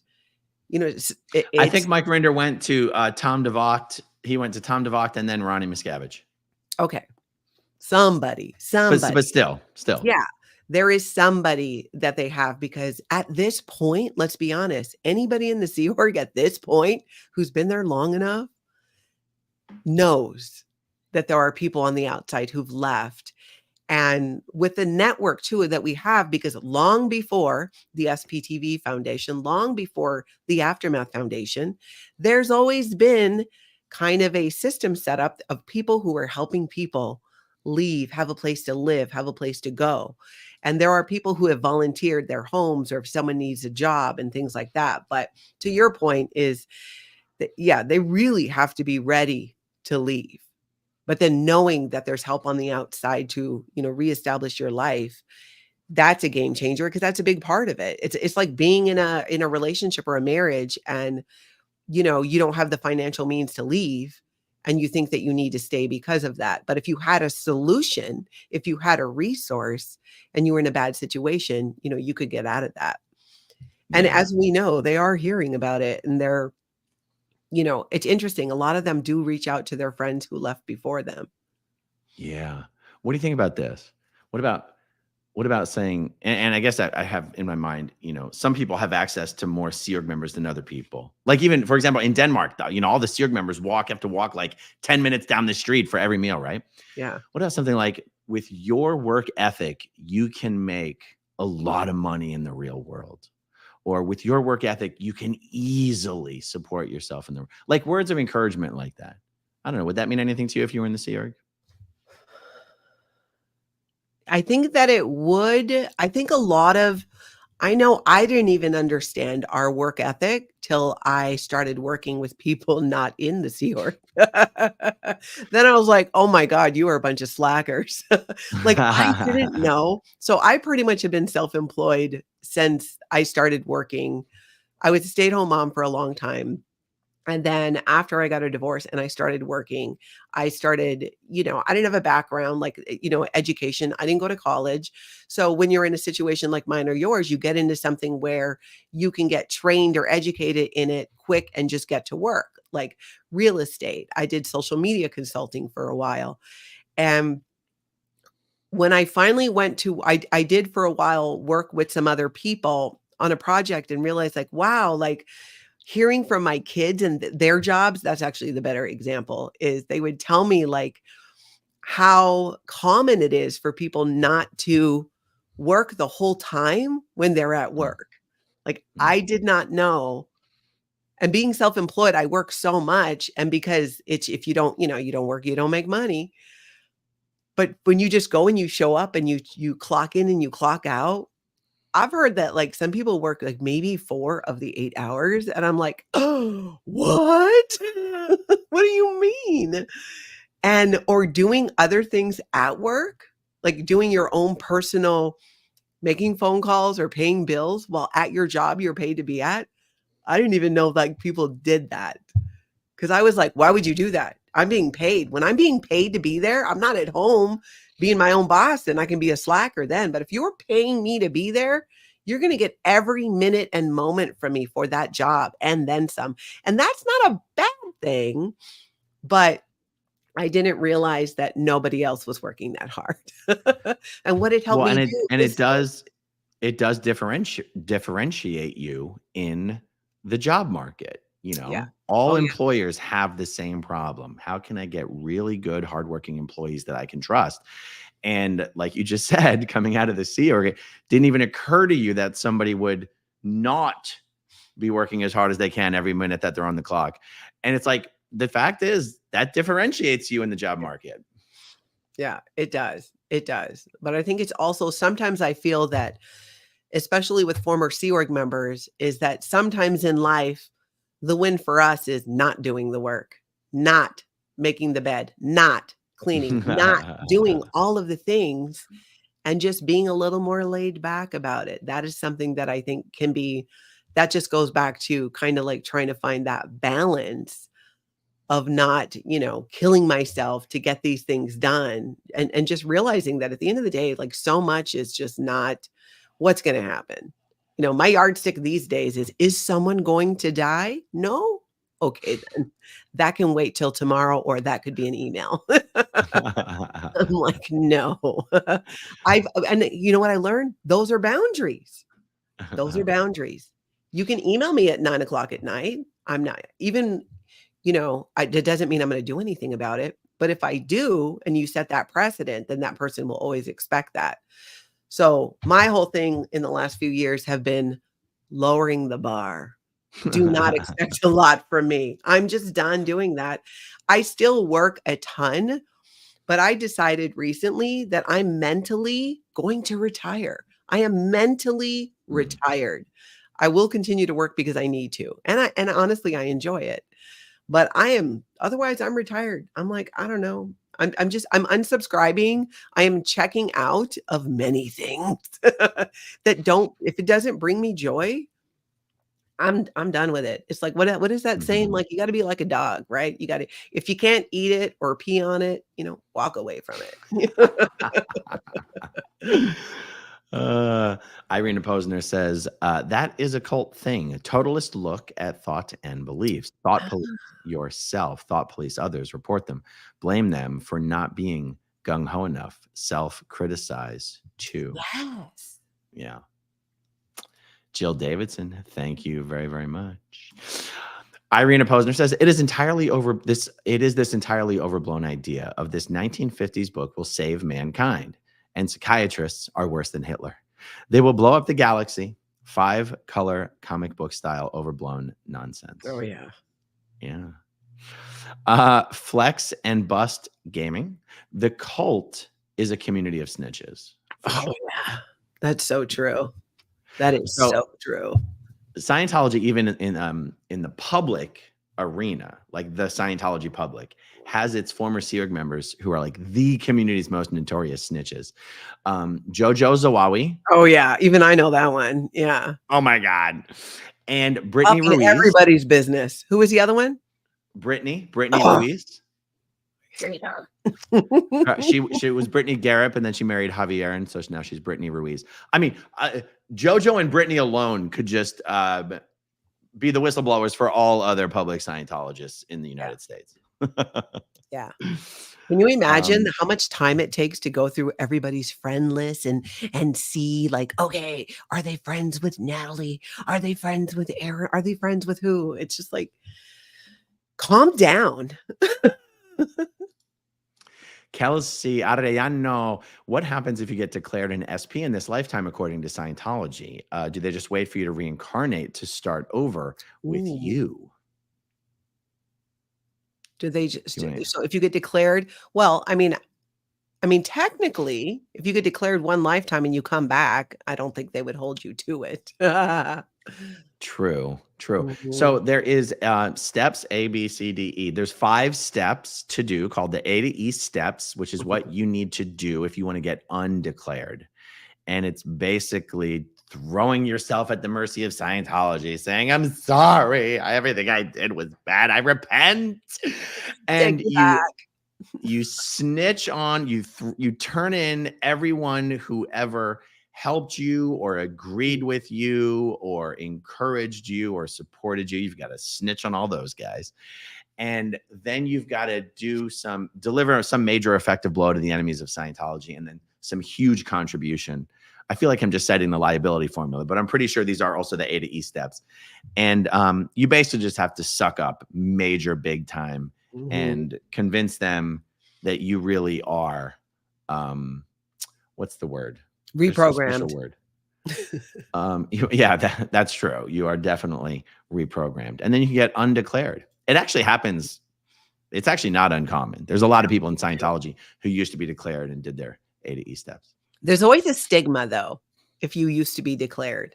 I remember thinking that in Scientology, that those people are just a little tainted. Yeah, it's true. Gina Marie Torino, excellent, insightful stuff, y'all. Thanks, Gina. Magnus G. Natalie, do they allow loud laughing in Hawaii or just a low ha? Oh my God. Every time I hear that joke, it still makes me laugh. I hear it all the time, but it's still so funny. Aloha.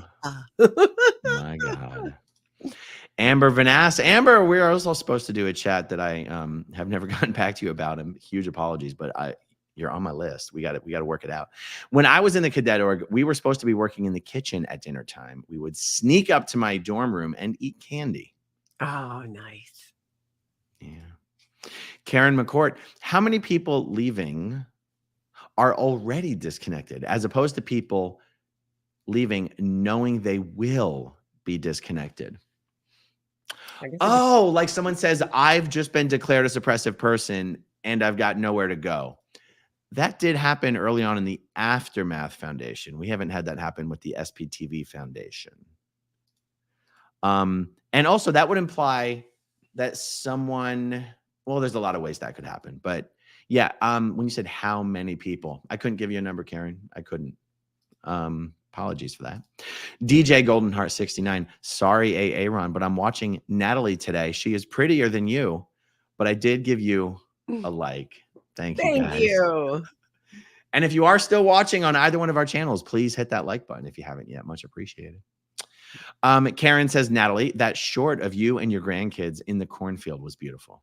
It was so much fun. We went to this pumpkin field. That's again, they're like having a good time and just like hanging out and watching them. Grandkids are the best because you can have fun with them and then just hand them back to their parents. It's like leasing a child. It's like, no, I'm done. This is a bit of a dilemma for me because I love little kids and I had so much fun with my girls when they were little, like, you know, before they grew up. Yeah. And I'm like, I'm no more kids for me, not doing diapers again. And where I'm going with this is like, part of me is like, I cannot wait for my kids to have kids. Yeah. But I also don't want my kids to have kids really, you know, young. Like I didn't have kids until I was like 26. I mean, Heather was already 31. So on the one hand, it's like, I want them to live their lives without having to take care of kids too young. Yeah. But I'm like, but I want those grandkids so bad. I'm going to be like the world's best grandpa. Like, just drop the kids off with me. We're having a blast today. It will be, and it'll be great. And it's nice that you have 3 daughters because often I think it's, you know, I feel like if you have the girl, you're more likely to get those kids over. Whereas if you have the son, you know, that's it. I don't know. It's just a little bit different. Now, my son doesn't have any kids and my girls do, but it really is the best thing ever. It's like this miracle. You have children and you think that's a miracle because you like created this life and they're these fully functioning humans who are their own person, no matter regardless of us. But then those humans make life. And I take full credit for that. Like I created life that created life. And it's amazing because they're, again, like to see your children parent for me has been so amazing and also very satisfying when the kids act up because, like, you know, my Kelsey knows this. My middle one, she was the more challenging one for me. And she's Oliver's mom. And if you watch my channel and you watch Oliver, the same kid who went on my channel the other day, 7 years old, and announces to the world that he's going to start a YouTube channel and call it Booty Shaker 9000. I'm like, no, you're not. But I mean, she's going to have her hands full with him. And as a parent who raised that child who gave me all kinds of crap in her teens, when he gives her crap, I got to admit it, I like it. Sometimes I even stir it up just so he will give her crap. It's like payback. Oh, that's difficult, isn't it? Just think about when he's 12 and wants to go to a concert a state away. Let's see how you handle that. That's funny because none of our kids were ever difficult. Ah, that's Yeah. crazy. I mean, and difficult is not the word. It was, well, back then we didn't know about ADHD, being like when my kids were mostly growing up in Scientology, it's not something we understood. And that was all. Just her brain worked differently. She's amazing and she's creative and she gets so much done and she's an outstanding mother. It's just like it didn't fit with my brain doesn't work like that. I'm a Virgo. I like things organized. And so for me, it wasn't that she was difficult. It was that for me and the way my brain worked, it was a little harder. But I do love when the kids give them crap as parents because I feel like, yeah, you judged me so much when you were a child all the time. I'm unfair and all that. I would tell my kids, my job is not to be fair. This is a dictatorship. Don't get it twisted. My job is to keep you alive.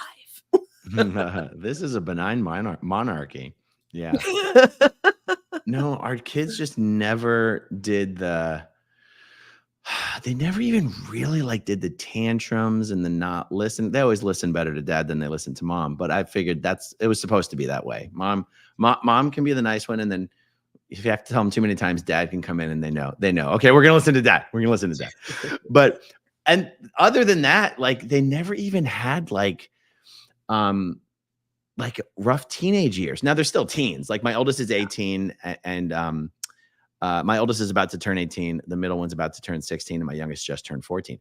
But it's even then, no real difficulty. It's been amazing. I bet it would have been different though if I had a boy. Could be. It depends though. I find that I don't know. They're both very different. I have 2 girls and a boy. And there were just things that were different. And then I think it just depends on the kid. I mean, at the end of the day, I really think it's more about them, I'm just so amazed that our children and grandchildren now, in my case, are they're people and they are who they are. And we can influence that to a degree and try to give them tools. And I was a huge believer, even in Scientology, that the most important thing for me as a parent was to make sure that my children were prepared to make it on their own. And I don't know if it was because I'd been on my own since I was 16, on staff at 15, and the way I lived to survive. And I felt that way, especially with my girls. I remember at one point thinking my girls could be dropped anywhere and they would figure it out and they would survive. My son then was younger, so I didn't know for sure yet. But that was so important to me, is that they had the tools to handle difficulties, not that they didn't have difficulties. Because I knew that out in the world, I'm not going to be able to protect them from a lot. But if they were empowered, especially as girls, as women, that they could do it. And that's such a great thing about raising girls, especially today. My girls teach me about being independent or as a female and feminism. I learned that through my daughters who were I would go to them with these ideas and they'd be like, what? It's generational. But I'm so inspired by that. And having met your girls, it's I see that independent spirit and that confidence that they can do anything that they decide that they're going to do. And that's such a neat thing, is to be able to do that for our kids or have kids who are like that. I don't know how, sometimes I don't know which one, if it's, the cart or the horse. I love the fact that they're not afraid to make fun of me, or that they Yeah. And that they're never afraid to say if they don't understand something, or to clarify, or to persist until they do understand it. There's just, it is amazing how they just become their own unique individual, independent people who also happen to get along great. Even though the bottom two were rivals in their younger years, just constantly bullying each other, but they grew out of that and they all get along great, you know? Yeah, it was really neat to see. I'm glad that they came to Miami and we got to spend that time, but watching them give you crap was hilarious. Oh, I think it's the thing I laughed about the most was like, oh my gosh, this is hilarious to watch. And you just, it's like you, after having had that experience, it's really interesting because now I'm like, oh, we know who's boss there. And it is not Aaron. He's run by those 3 women. I love it. There's something like with the phones. I just love it's just going to sound funny, but whenever they ask me for money, I just think it is so hilarious. I was like, I couldn't imagine going to my mom all the time and be like, hey, can I have money? I mean, we weren't, it wasn't like that when we were kids. Oh no. And now with the phone, you can send them Apple Cash. And, you know, the other day, Brian's like, hey, Dad, I'm going to the mall. Can I have money? And I go, well, how much do you need? And she goes, what's reasonable? What's reasonable? I'm like, anyway, it just cracks me up. It just cracks me up. All right. Amy 27. I am loving sassy Natalie. At Christmas Jones just got mail this week specifically addressing me as a second gen. They want us back so bad. Really? Whoa, I'd love to see that. That's interesting because that's not language Scientology usually uses as differentiating between first or second gen or third gen or anything. I had never even heard second gen until YouTube. And I was even like, what do you mean second gen? So they're like, oh, second generation Scientologist. I'm like, oh, that's not a thing. That's interesting. Paula Candeloro says, by exposing the cult, you are saving the planet. Maybe someone can address. Do you remember? I don't remember. Like, do you remember the cartoon Captain Planet? That was Captain after your Planet. time. That was probably after my time. I am a little older than you. I will not try to sing the theme song, but he was basically a superhero environmentalist. Oh, wow. And he was there to save the planet, but, you know, environmentally speaking. Yeah. And I feel like there's a Scientology Captain Planet overlap to be had somewhere there. Oh, no doubt. No doubt. Yeah. I wish I had the time and the talent to like make cartoons and stuff about all the insanity. Lydia says, spam, we need an intervention now. No, I'm from Hawaii, girl, and spam, it's like it is practically the state food. We love our spam. Hawaii consumes more spam per capita than any place in the world. The most impressed that my family in Hawaii was about Minnesota is that I live near the spam museum. I don't even live near it. I'm 2 hours away. And I've been there like 3 times. Well, I'll tell you, at Tony's Celebration of Life, someone brought or made or bought basically spam sushi. Spam musubi. Yeah. It was incredible. Right. Yeah. People don't know what they're missing. I mean, it truly was incredible. Like it tasted absolutely delicious. I don't think that might have been the first time I've ever had spam in my life. Wow. Yeah, it's crazy. Karen McCourt says, I found Jenna because of Scientology, but I follow her because she's an interesting person that talks about things I enjoy. Love to Jenna. I agree. There it is. Agastitson, best moderators in tonight or today, depending on where you are. Who remembers Aaron's first live interview with Natalie? And look where they are today. It's been such a blast. The way they both and channels grew. Oh, they both and their channels grew. That's right. Awesome. Yeah. Very nice. Our 4-hour interview, which you didn't even know what you were getting into. We didn't even talk before then. We just like went online and did it. That's right. Old Frizz says, Aaron and Natalie, are you both doing Kelly's Werewolves game? I am. Did you sign up? I signed up. I don't know what it is or how, but I'm like, I'm there. Are we supposed to wear costumes? How's it work? I got to ask. Again. No yet, but yeah, I did sign up last night, and I think I signed up on the same night as you and Marilyn, which I believe is the 31st. Correct? Thumbs up, Marilyn. You and yeah, it'll be a blast. I think yeah, the kids are a little old to have me accompany them on trick or treating. So I think that's Oh, they don't want probably you under around. control. Nah. They're older teens trick or treating. They don't need their dad following along. Yeah, exactly. All right. This is awesome. Holy crap. We've been going for 2 hours and 18 minutes. That is Oh my God. unbelievable. I'm telling you, if we don't put a time on things, we just like talk and talk and talk. But it's And like it's that only when we get together. 3:30. Yeah, that's crazy. We have the whole day. Well, this has been an absolute blast. Before we go, let me pull up your channel one more time, assuming, oh, I'm on your hot dog thing. Let me A here we Teton go. hot dog. It's a full beef hot dog. You had me at beef. You can find Natalie's channel at Scientology Life After Occult. Thank you for hanging out with us, everyone. Thank you, as always, to everyone who watches until the very end. And we'll talk to you soon. Okay, if you want to see my rock and roll songs, click right on this guitar.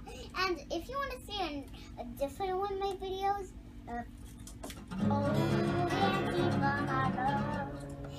then you could click right inside here.